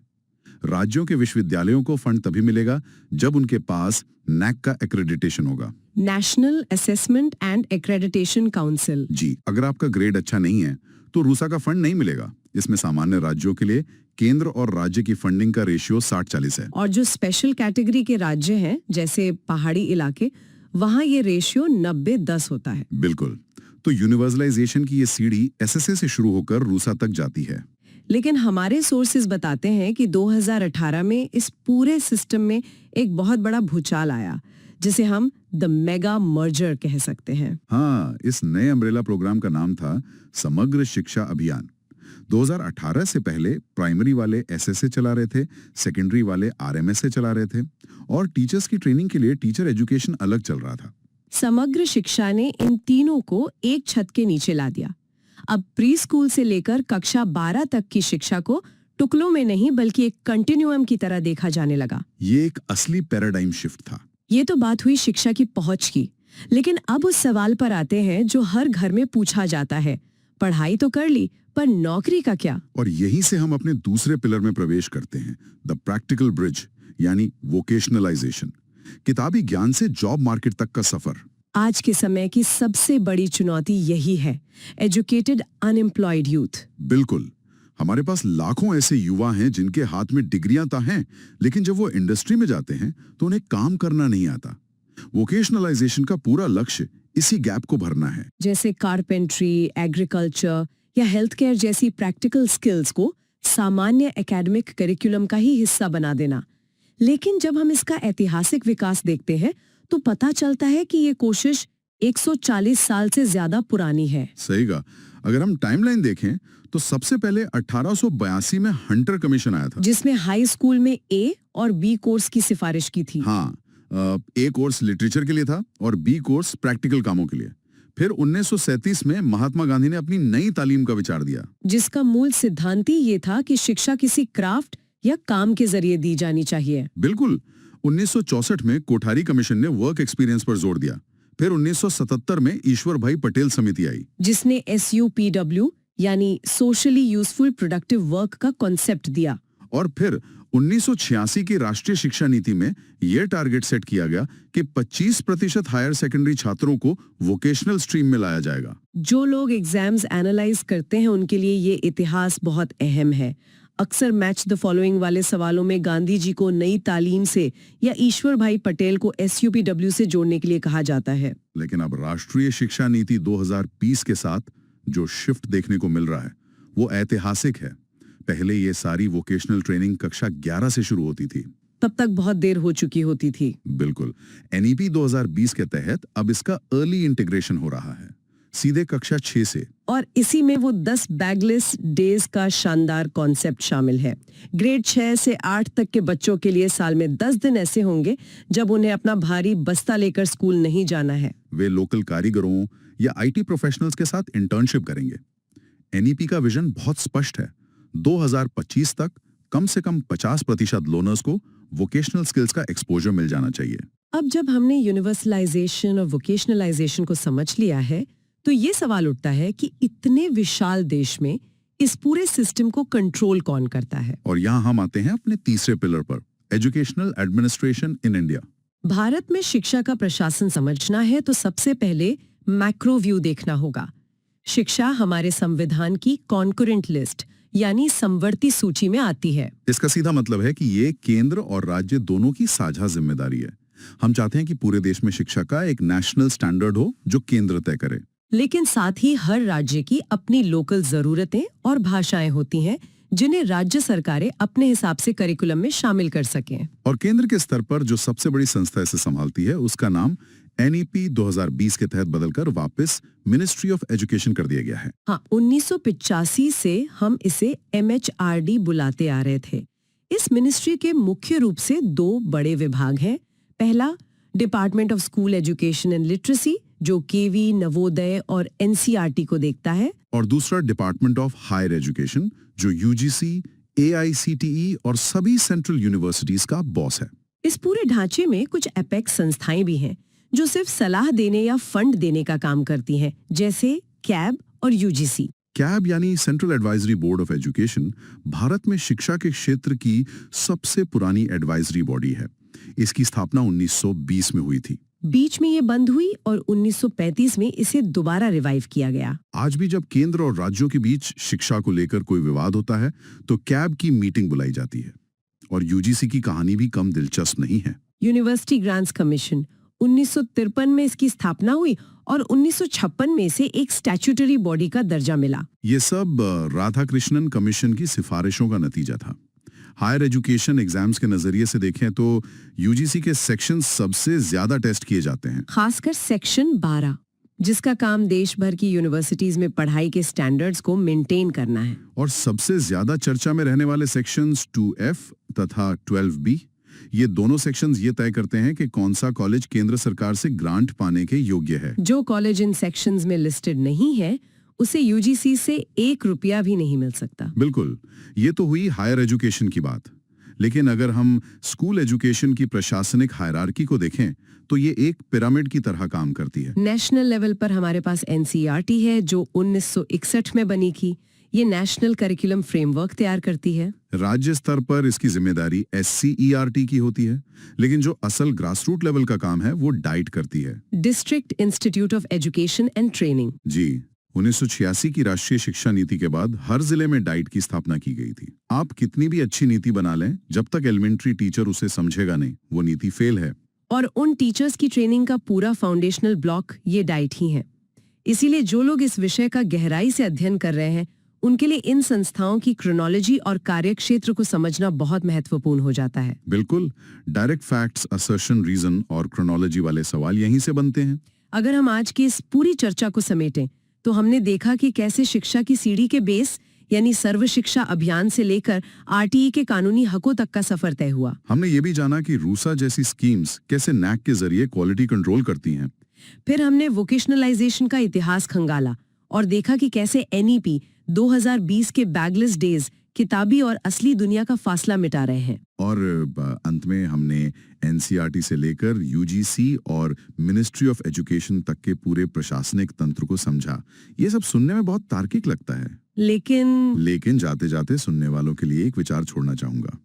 एनईपी 2020 के तहत 2025 तक 50% बच्चों को वोकेशनल एक्सपोजर देने का लक्ष्य बहुत बड़ा है। हाँ, समय बहुत कम है। हमने हंटर कमीशन से लेकर आज तक का इतिहास देखा है। हमारी नीतियां हमेशा वर्ल्ड क्लास होती हैं, लेकिन उन्हें लागू करना हमेशा से हमारी सबसे बड़ी कमजोरी रही है। तो सोचने वाली बात यह है कि क्या हमारे जमीनी स्तर के संस्थान जैसे कि डाइट और एससीईआरटी इतनी जल्दी इस नए बैगलेस प्रैक्टिकल रेवोल्यूशन को संभालने के लिए तैयार हैं? ये यकीनन एक ऐसा सवाल है जो इस पूरे सिस्टम की सफलता या विफलता तय करेगा। उम्मीद है कि भारतीय शिक्षा प्रणाली के ये सारे पेंच और ऐतिहासिक पहलू अब स्पष्ट हो गए होंगे। आज की इस ज्ञानवर्धक और गहरी चर्चा में जुड़ने के लिए बहुत बहुत धन्यवाद। आज की इस विस्तृत चर्चा में हम एक ऐसे विषय के पन्नों को पलटने वाले हैं जिससे हम में से हर कोई कभी ना कभी गुजरा है, हमारी शिक्षा प्रणाली। बिल्कुल, और ये एक ऐसा विषय है जो दिखने में जितना सीधा लगता है असल में उतना है नहीं। सही कहा। हम अक्सर सोचते हैं कि शिक्षा का मतलब बस कुछ किताबें पढ़ना, एग्जाम देना और डिग्री लेना है, जबकि इसके पीछे बहुत ही विशाल ब्लूप्रिंट्स काम कर रहे होते हैं। हाँ, तो चलिए इसे थोड़ा विस्तार से समझते हैं। आज के हमारे जो स्रोत हैं वो उन्हीं नीतियों पर आधारित है। वो नीतियां जो तय करती हैं कि एक स्कूल या कॉलेज में क्या पढ़ाया जाएगा, यानी करिकुलम। और मजे की बात यह है कि अगर इस जटिल सिस्टम में किसी के साथ कुछ गलत होता है तो उसकी सुनवाई कैसे होगी? ग्रीवांस रिड्रेसल, ये बहुत जरूरी हिस्सा है। बिल्कुल। हमारा मिशन आज ये समझना है कि ये पूरा एजुकेशन सिस्टम असल में काम कैसे करता है। क्योंकि अगर हम इस ढांचे को डिकोड कर लें तो हमें समझ आएगा कि ये सिर्फ बिल्डिंग्स का नेटवर्क नहीं है, जीवंत और लगातार बदलने वाला इकोसिस्टम है, खासकर उन सुनने वालों के लिए जो उच्च शिक्षा में असिस्टेंट प्रोफेसर या यूजीसी नेट जैसी परीक्षाओं की तैयारी कर रहे हैं। उनके लिए तो ये कॉन्सेप्ट्स को गहराई से समझना बहुत ही ज्यादा जरूरी है। तो ये इकोसिस्टम वाला नजरिया मुझे बहुत सटीक लगता है। देखिए, जब हम शिक्षा प्रणाली की बात करते हैं तो हम भारत जैसे देश में करोड़ों छात्रों की बात कर रहे हैं, लाखों शिक्षकों की भी। हाँ, और हजारों संस्थाओं की। इतने बड़े पैमाने पर जब इंसान एक दूसरे के साथ इंटरेक्ट करते हैं तो वहां विकास भी होगा और टकराव भी। स्वाभाविक है। इसलिए इस पूरे सिस्टम को चलाने के लिए दो बहुत ही मजबूत पटरियों की जरूरत होती है। पहली पटरी ये तय करती है कि हमें किस दिशा में जाना है, यानी हमारा सिलेबस और पढ़ाने का तरीका। और दूसरी पटरी वो है जो ये सुनिश्चित करती है कि इस सफर में अगर कोई पटरी से उतरे, किसी के साथ अन्याय हो, तो उसे वापस ट्रैक पर कैसे लाया जाए। मतलब बिना इन कानूनी और पारदर्शी शिकायत निवारण तंत्रों के इतनी बड़ी व्यवस्था पल भर में ढह सकती है। बिल्कुल ढह सकती है। और ये दोनों ही पटरियां रातों रात तो बनी नहीं है। तो चलिए अपनी चर्चा की शुरुआत इस दिशा से करते हैं, स्कूल के स्तर पर करिकुलम के विकास से। हाँ, हमारे स्रोत बताते हैं कि एनसीईआरटी ने समय समय पर नेशनल करिकुलम फ्रेमवर्क, जिसे हम एनसीएफ कहते हैं, वो तैयार किया है। इसकी एक पूरी क्रोनोलॉजी है।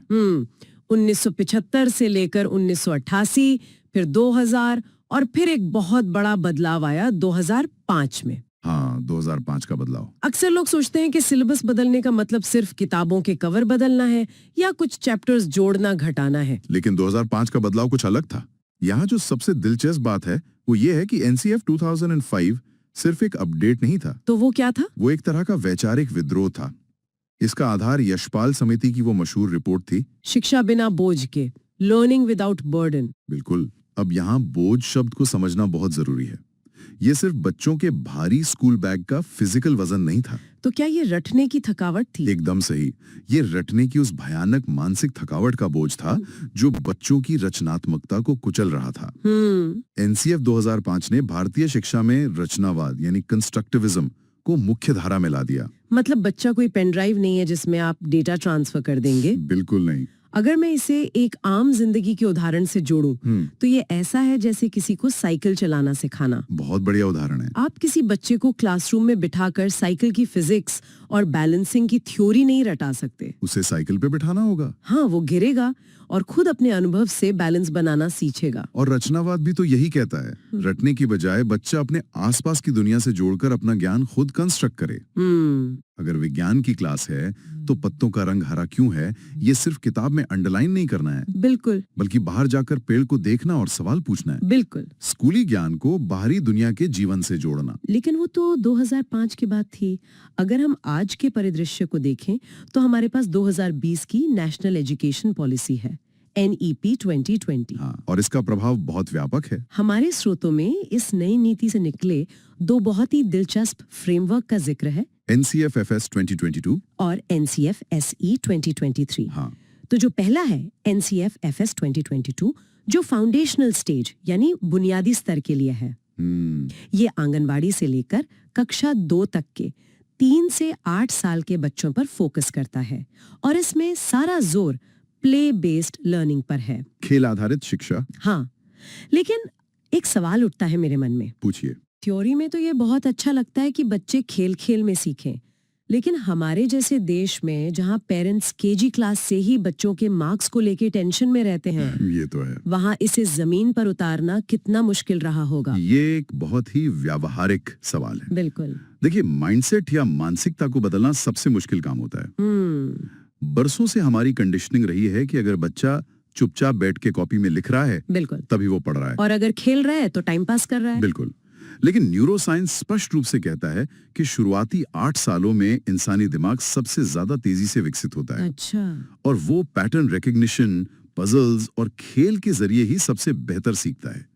NEP 2020 ने इसी विज्ञान को नीति में बदला। और फिर इसके बाद जो NCF-SE 2023 आया, हाँ, स्कूल एजुकेशन के लिए, उसने तो पूरी स्कूली शिक्षा के ढांचे को ही 5+3+3+4 के नए मॉडल में बदल दिया। बिल्कुल बदल दिया। और इस नए ढांचे में जो मुझे सबसे क्रांतिकारी बात लगी वो है मल्टी डिसिप्लिनरी यानी बहुविषयक अप्रोच पर जोर देना। ये बहुत अहम बिंदु है। मतलब अब हम उस पुराने सांचे से बाहर निकल रहे हैं जहां आर्ट्स वाला साइंस नहीं पढ़ सकता और साइंस वाला कॉमर्स नहीं देख सकता। ये एक तरह से क्रिटिकल थिंकिंग यानी आलोचनात्मक सोच को बढ़ावा देने का प्रयास है, रटने की बजाय समझ पर जोर।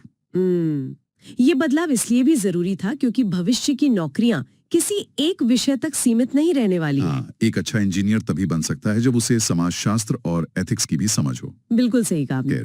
यहाँ पर बात सच में बहुत दिलचस्प हो जाती है, क्योंकि ये स्कूली स्तर पर तो एक बहुत बड़ा शिफ्ट है, लेकिन अब अगर हम कॉलेज या हायर एजुकेशन की तरफ बढ़ें तो वहाँ की तस्वीर पूरी तरह बदल जाती है। हाँ, यूनिवर्सिटी लेवल पर तो पूरा पैराडाइम शिफ्ट ही हो गया है। एक समय था जब कॉलेज का मतलब होता था एक सख्त अड़ियल सिलेबस, जो दे दिया वही पढ़ना है। हाँ, लेकिन अब system choice based credit system या CBCS पर आ गया है। CBCS ने सब बदल दिया। अगर मैं इसे एक एनालॉजी से समझाऊं तो पहले हमारी एजुकेशन एक फिक्स थाली की तरह थी।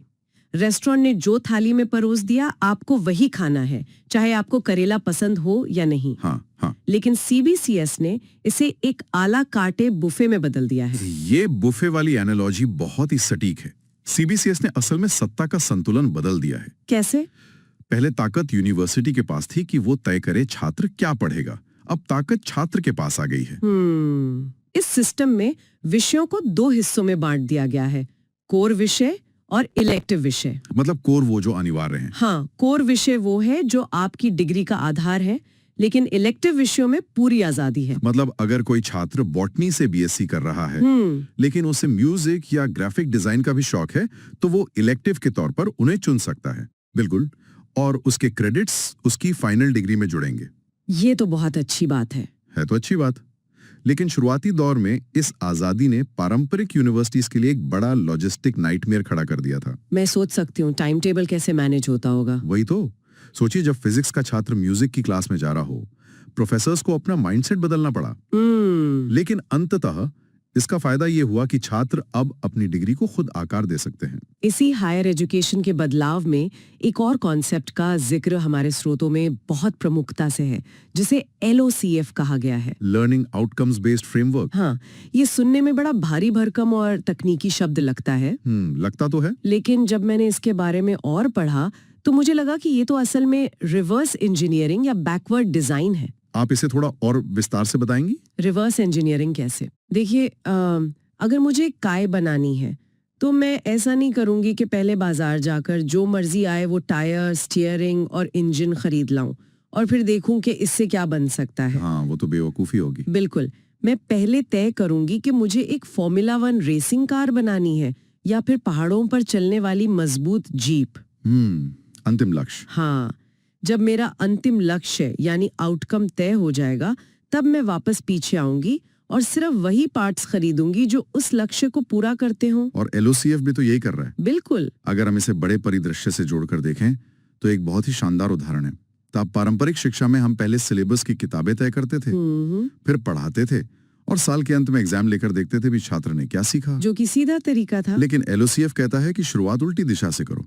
सबसे पहले ये डिफाइन करो कि कोर्स खत्म होने पर छात्र को क्या आना चाहिए। मतलब उसके अंदर कौन सी विशिष्ट स्किल्स होनी चाहिए। हाँ, क्या वो सिर्फ थ्योरी जानता होगा या वो असल में किसी प्रॉब्लम को सॉल्व कर पाएगा। और जब ये आउटकम पहले से तय हो जाता है तो फिर सिलेबस, पढ़ाने का तरीका और असेसमेंट सब कुछ उसी लक्ष्य को ध्यान में रखकर डिजाइन किया जाता है। बिल्कुल। और इसकी सबसे बड़ी खूबसूरती ये है कि ये जवाबदेही सुनिश्चित करता है, अकाउंटेबिलिटी। अकाउंटेबिलिटी कैसे? अगर कोर्स के अंत में छात्र वो आउटकम हासिल नहीं कर पाया तो इसका मतलब सिर्फ ये नहीं है कि छात्र फेल हो गया। तो क्या फेल हुआ? इसका मतलब है कि पढ़ाने का तरीका और सिलेबस फेल हो गया। ये प्रोफेसर्स और यूनिवर्सिटी पर भी एक जिम्मेदारी डालता है। हाँ, ये बात तो है। तो अब तक की चर्चा में हमने देखा कि कागज पर तो सब कुछ बहुत शानदार है, फ्लेक्सिबल चॉइस है, आउटकम बेस्ड पढ़ाई है, लेकिन कोई भी सिस्टम परफेक्ट नहीं होता। हकीकत यह है कि जब लाखों छात्र और हजारों कर्मचारी एक ही सिस्टम का हिस्सा होते हैं तो चीजें गड़बड़ होती ही हैं। बिल्कुल। तो इस सब का असल मतलब क्या है? जब ये सारी व्यवस्था काम नहीं करती तब क्या होता है? कब विवाद होते हैं, शिकायतें होती हैं। हम सब जानते हैं कि भारतीय विश्वविद्यालयों के एडमिनिस्ट्रेटिव ऑफिस के चक्कर काटना कितना फ्रस्ट्रेटिंग हो सकता है। हाँ, पसीने छूट जाते हैं। एक छोटी सी स्कॉलरशिप के फॉर्म या मार्कशीट में सुधार के लिए छात्रों को हफ्तों तक एक डेस्क से दूसरे डेस्क तक भगाया जाता है। और यहीं से हमारी चर्चा करो उस दूसरी पटरी की तरफ मुड़ता है, यानी ग्रीवांस रिड्रेसल मैकेनिज्म, शिकायत निवारण तंत्र। ये बहुत ही महत्वपूर्ण पहलू है। एक बहुत अच्छा सिलेबस बेकार है अगर छात्र सिस्टम में खुद को ठगा हुआ महसूस करे। हमारे दोनों स्रोत दस्तावेजों में दर्ज विवादों के प्रकारों का बहुत साफ साफ जिक्र है। हाँ, इन शिकायतों को स्पष्ट रूप से दो भागों में बांटा गया है। एक तरफ छात्रों की समस्या है, जैसे एडमिशन विवाद, अनुचित मूल्यांकन या गलत चेकिंग, फीस के मुद्दे और हॉस्टल की स्थिति। और दूसरी तरफ हमें ये नहीं भूलना चाहिए कि शिक्षक और कर्मचारी भी इसी सिस्टम का हिस्सा हैं। बिल्कुल। उनकी भी अपनी गंभीर शिकायतें होती हैं, जैसे प्रमोशन में देरी, वेतन की विसंगतियां, छुट्टी न मिलना या कार्यस्थल पर उत्पीड़न। समस्याएं अलग अलग हैं, लेकिन दोनों के लिए एक निष्पक्ष समाधान तंत्र जरूरी है। अब अगर ये सब होता है तो इंसान जाए कहाँ? क्योंकि अगर वो सीधे अपने ही प्रिंसिपल या डीन के पास जाता है तो हो सकता है कि वही लोग उस समस्या का कारण हो। इसीलिए हमारे स्रोतों में एक प्रॉपर एस्केलेशन हायरार्की की बात की गई है, पदानुक्रम, जो स्टेप बाय स्टेप प्रोसेस होता है। इसमें जो सबसे पहला कदम है वो है कॉलेज के स्तर पर मौजूद SGRC, student grievance redressal committee. हाँ, ये फर्स्ट रिस्पॉन्डर की तरह है। ज्यादातर आम समस्याएं जैसे अटेंडेंस का मुद्दा या हॉस्टल की शिकायत यहीं सुलझ जानी चाहिए। ये संस्था के अंदर ही न्याय का पहला दरवाजा है। लेकिन सिस्टम को पारदर्शी बनाने के लिए ये मानकर चलना पड़ता है कि शायद SGRC का फैसला पक्षपाती हो। ये संभव है। अगर कोई छात्र SGRC के फैसले से असंतुष्ट है तो वो क्या करेगा? यहीं पर एंट्री होती है लोकपाल की। ओम्बड्समैन। ये लोकपाल शब्द सुनते ही ऐसा लगता है जैसे किसी बहुत बड़ी स्वतंत्र अथॉरिटी की बात हो रही है। और वो है भी। स्रोतों में ये साफ लिखा है कि लोकपाल SGRC का विकल्प नहीं है। नहीं, विकल्प नहीं, बल्कि ये एक अपीलेट अथॉरिटी है, अपील या प्राधिकारी। मतलब आप सीधे लोकपाल के पास नहीं जा सकते? नहीं, पहले आपको SGRC के प्रोसेस से गुजरना होगा और अगर वहां न्याय ना मिले तब आप लोकपाल के पास जाते हैं। लेकिन मेरा एक सवाल है, एक कॉलेज या यूनिवर्सिटी के अंदर ये लोकपाल होगा कौन? अगर वो उसी यूनिवर्सिटी का कोई वाइस चांसलर या डीन हुआ तो फिर से वही कॉन्फ्लिक्ट ऑफ इंटरेस्ट आ जाएगा। यही तो इस पूरी व्यवस्था की सबसे बड़ी ताकत है।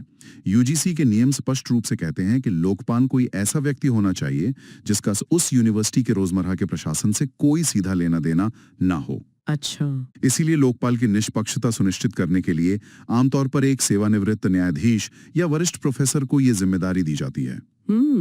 ये हायरार्की तो बहुत लॉजिकल लगती है, लेकिन कुछ मुद्दे ऐसे होते हैं जिन्हें आप एक आम शिकायत नहीं कह सकते। मेरा मतलब है कह सकते हैं। हाँ, वो अपराध की श्रेणी में आते हैं। जैसे रैगिंग या फिर यौन उत्पीड़न, इन मामलों के लिए कोई एसजीआरसी काम नहीं आ सकती? बिल्कुल नहीं। सामान्य शिकायतों से अलग इन मामलों के लिए विशेष समितियां होती हैं। हमारे स्रोतों में बहुत ही स्पष्ट रूप से अमन कचरू केस का खास संदर्भ दिया गया है। अमन कचरू का मामला भारतीय उच्च शिक्षा के इतिहास का एक बहुत ही दुखद अध्याय था। 2009 में एक युवा मेडिकल छात्र की रैगिंग के नाम पर इतनी भयानक शारीरिक प्रताड़ना की गई कि उसकी जान चली गई। ये बहुत ही खौफनाक था। उस घटना ने यह साबित कर दिया कि रैगिंग कोई हल्का फुल्का मजाक नहीं है। इसके बाद ही सुप्रीम कोर्ट ने बहुत सख्त दिशा निर्देश दिए। और आज हर शिक्षण संस्थान में एंटी रैगिंग कमेटी का होना कानूनी रूप से अनिवार्य है। हाँ, जो सुप्रीम कोर्ट के दिशा निर्देशों का सख्ती से पालन करती है। और इन कमेटियों के पास जो शक्तियां हैं वो बहुत ज्यादा हैं।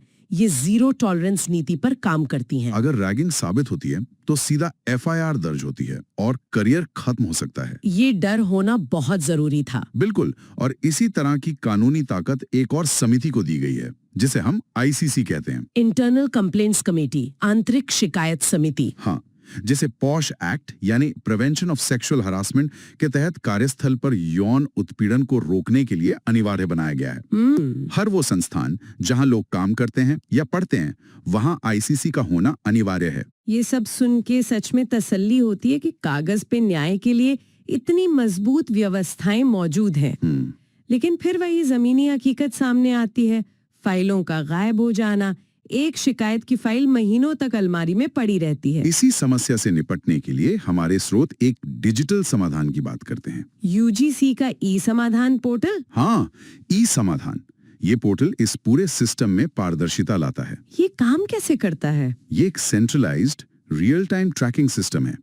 यूजर द्वारा ऑनलाइन शिकायत दर्ज की जाती है और फिर उसे रियल टाइम में ट्रैक किया जा सकता है। ये छात्रों और कर्मचारियों को सीधा एक्सेस देता है। हाँ, जैसे हम ऑनलाइन कोई पार्सल ट्रैक करते हैं कि अब वो कहाँ पहुंचा है। बिल्कुल वैसा ही। और क्योंकि यूजीसी का टॉप एडमिनिस्ट्रेशन भी उस डैशबोर्ड को देख रहा होता है, इसलिए अधिकारियों पर जवाब देने का भारी दबाव होता है। कोई ये नहीं कह सकता कि फाइल खो गई। नहीं कह सकता। ये तो वाकई एक बड़ा गेम चेंजर है। बिल्कुल है। तो आज की इस गहन चर्चा में हमने बहुत सारी परतें खोली है, बहुत सारे कॉन्सेप्ट्स को डिकोड किए हैं। अगर हम आज की चर्चा के मुख्य निष्कर्षों को समेटें तो हमें समझ आता है कि पाठ्यक्रम या करिकुलम का विकास इसलिए होता है ताकि एकेडमिक विकास हो सके। Academic growth. हाँ, जो एनसीएफ के रटने वाले सिस्टम से बाहर निकलकर एनईपी 2020 की आलोचनात्मक सोच तक पहुंचा है। और शिकायत निवारण तंत्र या ग्रीवेंस सिस्टम्स का विकास इसलिए होता है ताकि संस्थागत न्याय सुनिश्चित किया जा सके।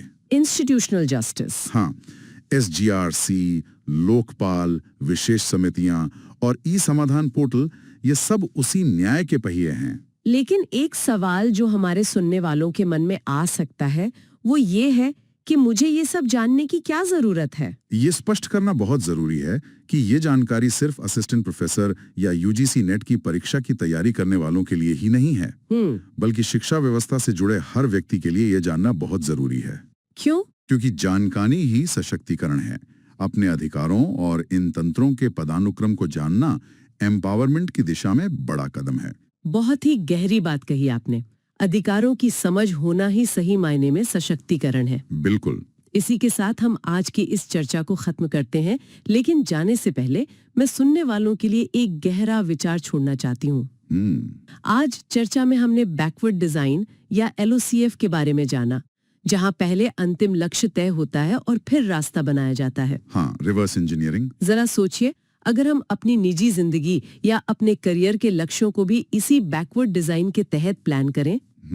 दिलचस्प है। पहले अपना अंतिम रूप से विकसित वर्जन तय करें कि हमें अंत में पहुंचना कहाँ है, और फिर उस तक पहुंचने के लिए अपनी आज की आदतों का सिलेबस सेट करें। तो जीवन की दिशा कितनी बदल सकती है। बिल्कुल। इसी विचार के साथ हमारी आज की इस गहन चर्चा का समापन होता है। उम्मीद है इस पूरी बातचीत से आपको कुछ नया और गहरा सोचने का मौका मिला होगा, और बहुत कुछ सीखने को भी। हाँ, सुनते रहिए और हमेशा कुछ नया सीखते रहिए। एजुकेशन सेक्टर आज ना एक अजीब सी कश्मकश से गुजर रहा है। मतलब एक तरफ हम आर्टिफिशियल इंटेलिजेंस और वर्चुअल रियलिटी के जरिए भविष्य की तरफ पूरी रफ्तार से भाग रहे हैं, बिल्कुल। और दूसरी तरफ अपनी सबसे गहरी प्राचीन जड़ों की ओर वापस भी लौट रहे हैं। तो आज की इस गहरी चर्चा में हम इसी दिलचस्प टकराव और संश्लेषण, यानी जो ये सिंथेसिस हो रहा है ना, उसे डीकोड करने वाले हैं।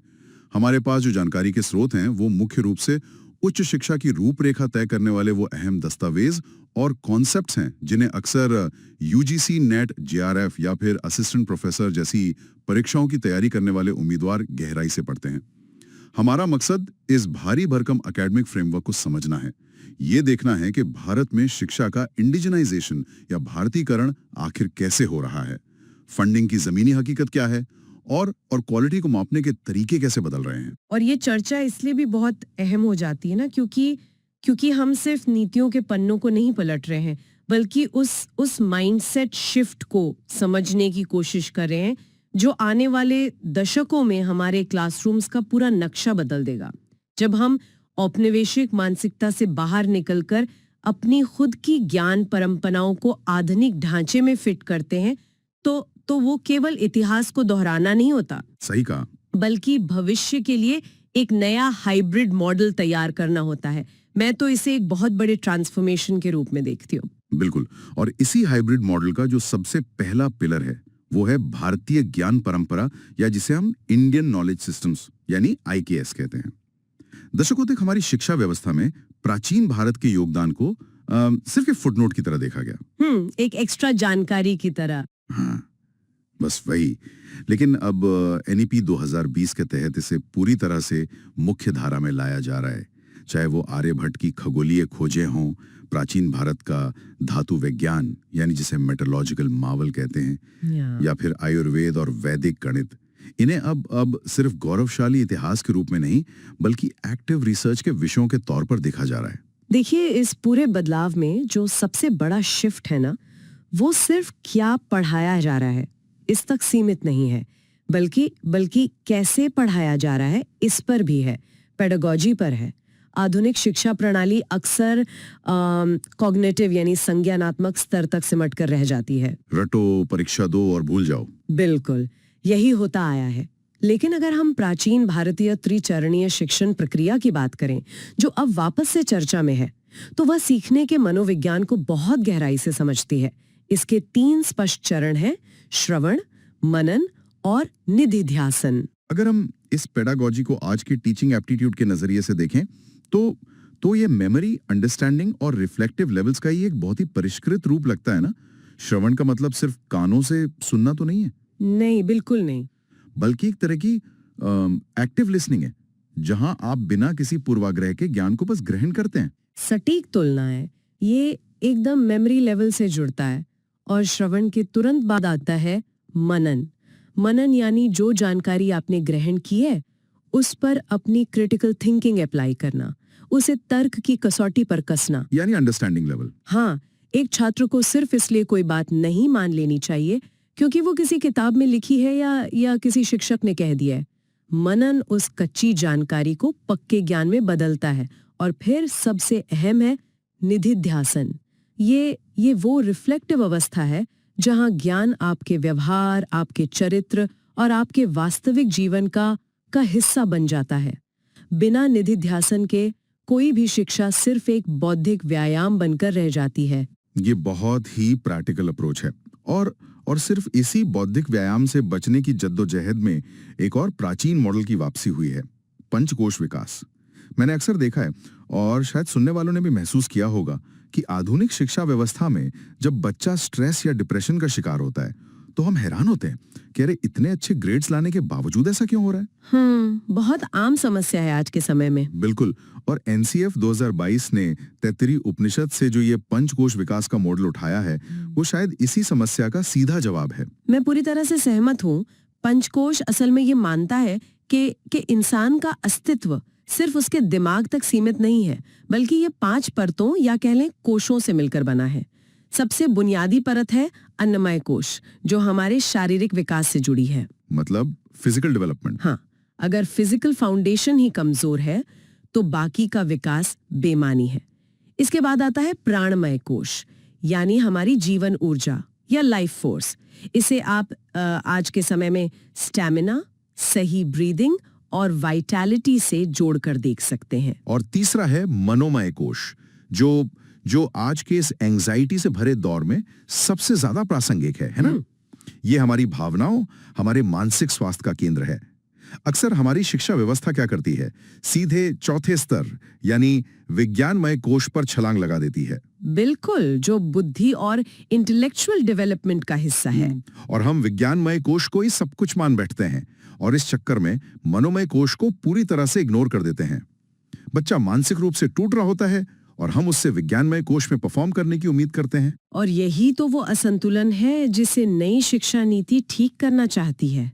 और इन सब के ऊपर है 5वां और सर्वोच्च स्तर, आनंदमय कोश, या आध्यात्मिकता, आंतरिक शांति और उस परम आनंद की अवस्था है, जहां जहां इंसान खुद को एक बेहतर दुनिया के साथ गहराई से जुड़ा हुआ महसूस करता है। एक समग्र शिक्षा वही है जो अन्नमय कोश से शुरू होकर आनंदमय कोश तक का पूरा सफर तय करे। ये सच में एक बहुत ही होलिस्टिक और खूबसूरत विजन है, लेकिन विजन को हकीकत में बदलने के लिए एक बहुत ही कड़वी जमीनी सच्चाई का सामना करना पड़ता है, और वो है पैसा यानी इन्वेस्टमेंट। शिक्षा के क्षेत्र में फंडिंग एक ऐसा बॉटलनेक है जो हर शानदार नीति को चुनौती देता है। अगर हम निवेश के ढांचे को देखें तो ये मुख्य रूप से सार्वजनिक समानता बनाम निजी दक्षता के बीच ही झूलता रहता है। ये एक बहुत ही क्लासिक डिबेट है।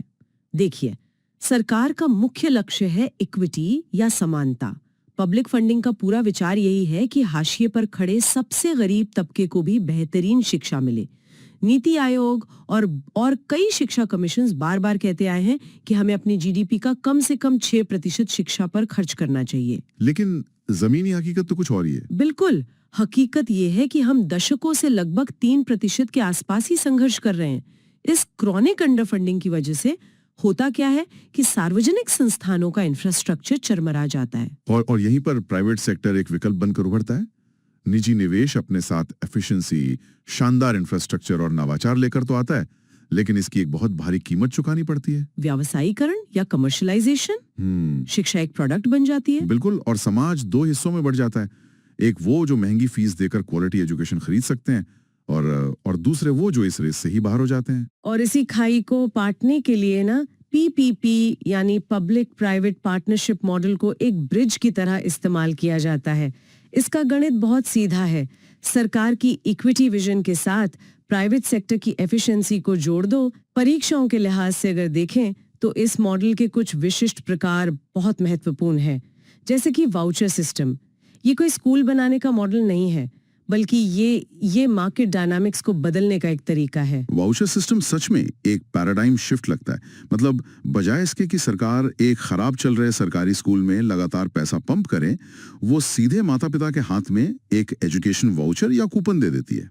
इससे उस गरीब परिवार को चॉइस मिलती है। सही बात है। वे उस वाउचर को लेकर अपनी पसंद के किसी भी अच्छे प्राइवेट स्कूल में जा सकते हैं, और वो स्कूल सरकार से उस वाउचर को कैश करा लेता है। ये स्कूलों के बीच क्वालिटी सुधारने का एक बहुत तगड़ा कंपटीशन पैदा करता है, क्योंकि अब फंडिंग सीधे तौर पर इस बात पर निर्भर है कि कितने बच्चे आपके स्कूल में आना चाहते हैं। और जब हम इंफ्रास्ट्रक्चर बनाने की बात करते हैं तो 2 पीपीपी मॉडल्स में अक्सर बहुत कंफ्यूजन होता है, बूट और बू मॉडल। ओहो, ये तो बहुत बड़ा कंफ्यूजन एरिया है। हाँ, इसे एक बहुत ही आसान एनालॉजी से समझ सकते हैं। बूट BOOT का फुल फॉर्म है बिल्ड, ओन, ऑपरेट, ट्रांसफर। ये बिल्कुल वैसा है जैसे कोई प्राइवेट कंपनी एक हाईवे पर टोल प्लाजा बनाती है। कंपनी पहले खुद स्कूल बनाएगी, अपनी लागत निकालने और मुनाफा कमाने के लिए उसे 15-20 साल तक चलाएगी और जब एग्रीमेंट का समय पूरा हो जाएगा तो वो पूरा का पूरा स्कूल, पूरी संपत्ति सरकार को ट्रांसफर कर देगी। यानी अंततः संपत्ति सरकार की ही होगी। वहीं दूसरी तरफ BOO यानी बिल्ड ओन ऑपरेट मॉडल है। इसमें वो ट्रांसफर वाला हिस्सा एकदम गायब है। सरकार को लगता है कि उसे स्कूल के रखरखाव और मैनेजमेंट के सिरदर्द में पड़ना ही नहीं है। बिल्कुल। इसलिए सरकार प्राइवेट कंपनी से कहती है कि तुम स्कूल बनाओ, तुम ही उसके हमेशा के लिए मालिक रहो, हम बस तुम्हें टैक्स में छूट या सस्ती जमीन देकर मदद कर देंगे। सरकार बस ये चाहती है कि उस इलाके में शिक्षा की सर्विस मिलती रहे। एसेट किसके पास है, इससे उसे कोई मतलब नहीं है। एकदम सही। अब जब हमने पैसा लगा दिया और इंफ्रास्ट्रक्चर खड़ा कर दिया है तो अगला सबसे बड़ा सवाल ये आता है कि इस निवेश के बदले में हमें जो क्वालिटी मिल रही है, क्या वो किसी अंतर्राष्ट्रीय या राष्ट्रीय मानक पर खरी उतरती है? और यहीं से असेसमेंट और एक्रेडिशन की बहस शुरू हो जाती है। यहाँ अक्सर एक बहुत बारीक लेकिन अहम कानूनी अंतर को नजरअंदाज कर दिया जाता है। हर कॉलेज खुद को बेस्ट बताता है, अपनी खुद की जांच करता है, जिसे हम असेसमेंट या मूल्यांकन कहते हैं। असेसमेंट तो एक कंटिन्यूअस प्रोसेस है ना, जहां संस्था अपनी कमियों को बस पहचानती है।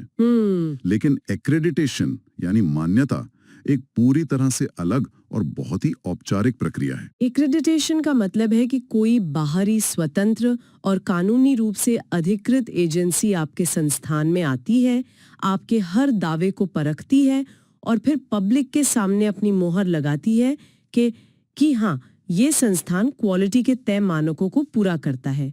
ये एक तरह का लीगल और पब्लिक ट्रस्ट का स्टैंप है। और जो लोग हायर एजुकेशन के एग्जाम्स की तैयारी कर रहे हैं, उनके लिए NAC और NBA के बीच का अंतर समझना एक बहुत बड़ा एग्जाम ट्रैप है। सतह पर दोनों गुणवत्ता आंकने वाली संस्थाएं लगती हैं, लेकिन इनका स्कोप बिल्कुल अलग है। बहुत अलग है। 1994 में स्थापित NAC यानी national assessment and accreditation council एक मैक्रो लेवल की संस्था है। जब NAC की टीम आती है तो वो पूरी की पूरी यूनिवर्सिटी या कॉलेज का एक साथ मूल्यांकन करती है। उनका इंफ्रास्ट्रक्चर कैसा है, उनकी लाइब्रेरी, उनकी टीचर स्टूडेंट रेशियो, सब कुछ। ये एक संस्थागत मान्यता है। जबकि 1994 में ही बनी NBA यानी नेशनल बोर्ड ऑफ एक्रेडिशन, उसका फोकस माइक्रो लेवल पर होता है। ये पूरी यूनिवर्सिटी को नहीं, बल्कि उसके अंदर चल रहे विशिष्ट तकनीकी प्रोग्राम्स को देखती है। जैसे किसी यूनिवर्सिटी के BTech या MBA प्रोग्राम को NBA मान्यता दे सकती हैं, भले ही पूरी यूनिवर्सिटी के पास NAC का बहुत अच्छा ग्रेड ना हो। और NBA का सीधा जुड़ाव वॉशिंगटन अकॉर्ड से, जो इसे बेहद खास बनाता है। वॉशिंगटन अकॉर्ड का जिक्र करना यहाँ बहुत जरूरी है, क्योंकि आउटकम बेस्ड एजुकेशन या OBE का सबसे बड़ा अंतर्राष्ट्रीय समझौता है। अगर किसी भारतीय इंजीनियरिंग कॉलेज के प्रोग्राम को NBA से Tier 1 की मान्यता मिल जाती है, तो इसका सीधा मतलब है कि वहां से पास आउट होने वाले छात्र की डिग्री अमेरिका, ब्रिटेन, ऑस्ट्रेलिया जैसे सदस्य देशों में भी पूरी तरह मान्य होगी। ये ग्लोबल मोबिलिटी का एक बहुत बड़ा रास्ता है। लेकिन क्वालिटी मापने के इस पूरे सिस्टम में NEP 2020 एक भूचाल लाने वाला है। अभी तक हम देखते आए हैं कि NAC कॉलेजेस को A++, A-, B या C ग्रेड देता है।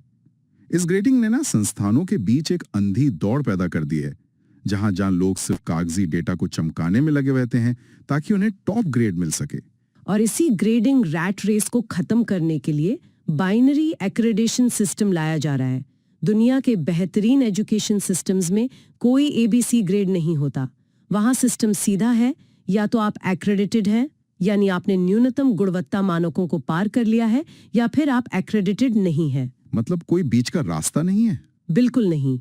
ये सिस्टम कागजी दिखावे की जगह कोर क्वालिटी पर फोकस करने को मजबूर करेगा। ये एक बहुत ही प्रोग्रेसिव कदम है। अब तक हमने बात की कि संस्थानों को कैसे मापा जाएगा, लेकिन खुद सीखने की जगह यानी क्लासरूम का स्वरूप ही अब तेजी से बदल रहा है। हम ऑफलाइन बनाम ऑनलाइन शिक्षा के एक ऐसे चौराहे पर खड़े हैं जहां दोनों के बीच भारी घर्षण है। देखिए, ऑफलाइन शिक्षा का सबसे बड़ा तर्क यह है कि इंसान एक सामाजिक प्राणी है। स्कूल या कॉलेज सिर्फ सिलेबस खत्म करने की जगह नहीं है, वहां पीयर लर्निंग होती है। बच्चे एक दूसरे से सीखते हैं। हाँ, बच्चा हारना जीतना सीखता है, लीडरशिप सीखता है, लेकिन इसका टाइम टेबल बहुत रिजिड होता है। दूसरी तरफ ऑनलाइन शिक्षा आपको समय और जगह की पूरी आजादी देती है। स्वयं जैसे प्लेटफॉर्म्स के जरिए आप घर बैठे दुनिया के बेहतरीन प्रोफेसर्स से पढ़ सकते हैं। लेकिन इस ऑनलाइन आजादी के साथ एक बहुत ही कड़वी जमीनी हकीकत जुड़ी है, डिजिटल डिवाइड।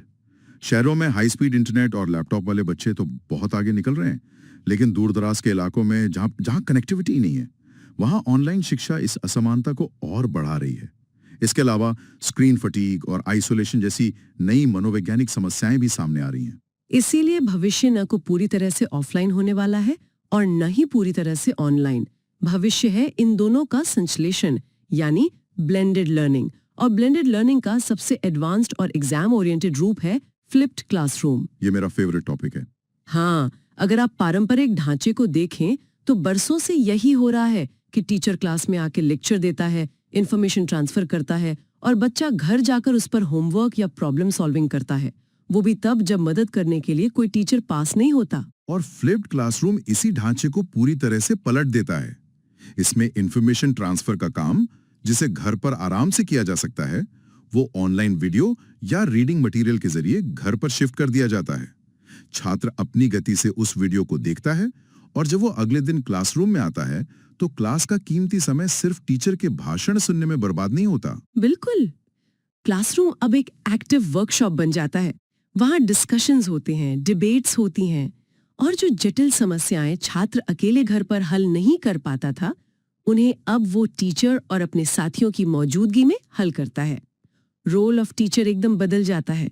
वो अब सिर्फ एक इंस्ट्रक्टर नहीं बल्कि एक फैसिलिटेटर बन जाता है। अगर हम इसे थोड़ा पीछे ले जाके देखें तो क्या फ्लिप्ड क्लासरूम हमारी उसी प्राचीन श्रवण, मनन, निधिध्यासन परंपरा का आधुनिक डिजिटल रूप नहीं है? अरे वाह, ये तो मतलब घर पर वीडियो देखकर श्रवण करना और फिर क्लासरूम में आकर उस पर साथियों के साथ मनन और समस्याओं को सुलझाकर निधिध्यासन करना। ये वाकई एक फुल सर्कल मोमेंट है। बहुत ही शानदार ऑब्जर्वेशन है। ये साबित करता है कि पेडागोजी के मूल सिद्धांत कभी नहीं बदलते, सिर्फ उनके इस्तेमाल का माध्यम बदल जाता है। इस बदलते हुए माध्यम और अप्रोच को मैनेज करने के लिए हमारे पूरे करिकुलम ढांचे को भी बार बार अपडेट होना पड़ा है। अपनी चर्चा के अंतिम चरण में चलिए नेशनल करिकुलम फ्रेमवर्क यानी एनसीएफ और कुछ अहम प्रशासनिक बदलाव का एक क्विक रिवीजन कर लेते हैं, जो एग्जाम पॉइंट ऑफ व्यू से बहुत जरूरी हैं। जरूर। एनसीएफ का सफर 1975 से शुरू होकर 88, 2000 और फिर सबसे अहम मोड़ 2005 पर आया। 2005 के एनसीएफ ने शिक्षा को रचनावाद या कंस्ट्रक्टिविज्म की तरफ मोड़ा, जहां बच्चा एक खाली बर्तन नहीं है जिसे शिक्षक भरेगा, बल्कि वो अपने अनुभवों से खुद ज्ञान का निर्माण करता है। और अब एनईपी 2020 के विजन को लागू करने के लिए हमारे पास फाउंडेशनल स्टेज के लिए एनसीएफ-एफएस 2022 और स्कूली शिक्षा के लिए एनसीएफ-एसई 2023 मौजूद है। और उच्च शिक्षा के स्तर पर जो सबसे क्रांतिकारी बदलाव हुआ है वो है सीबीसीएस यानी चॉइस बेस्ड क्रेडिट सिस्टम और एलओसीएफ यानी learning outcomes based curriculum framework. इसे एक बुफे सिस्टम की तरह समझ सकते हैं। पहले एक रिजिड थाली मिलती थी, अगर आप साइंस के छात्र हैं तो सिर्फ साइंस पढ़ेंगे। सीबीसीएस ने ये दीवारें एकदम तोड़ दी। अब एक फिजिक्स का छात्र अगर चाहे तो वो अपने क्रेडिट्स म्यूजिक या फिलॉसफी पढ़कर भी पूरे कर सकता है। ये पूरी तरह से स्टूडेंट सेंट्रिक अप्रोच है। और जब इतना बड़ा, फ्लेक्सिबल और जटिल सिस्टम काम कर रहा हो तो छात्रों की शिकायतों का निवारण करने के लिए मजबूत तंत्र होना बहुत जरूरी है। यूजीसी ने इसके लिए 3 बहुत स्पष्ट व्यवस्थाएं की हैं। पहला है ओम्बड्समैन। ये यूनिवर्सिटी के अंदर एक स्वतंत्र और निष्पक्ष अथॉरिटी है जो छात्रों की किसी भी प्रशासनिक या एकेडमिक शिकायत को सुनता है।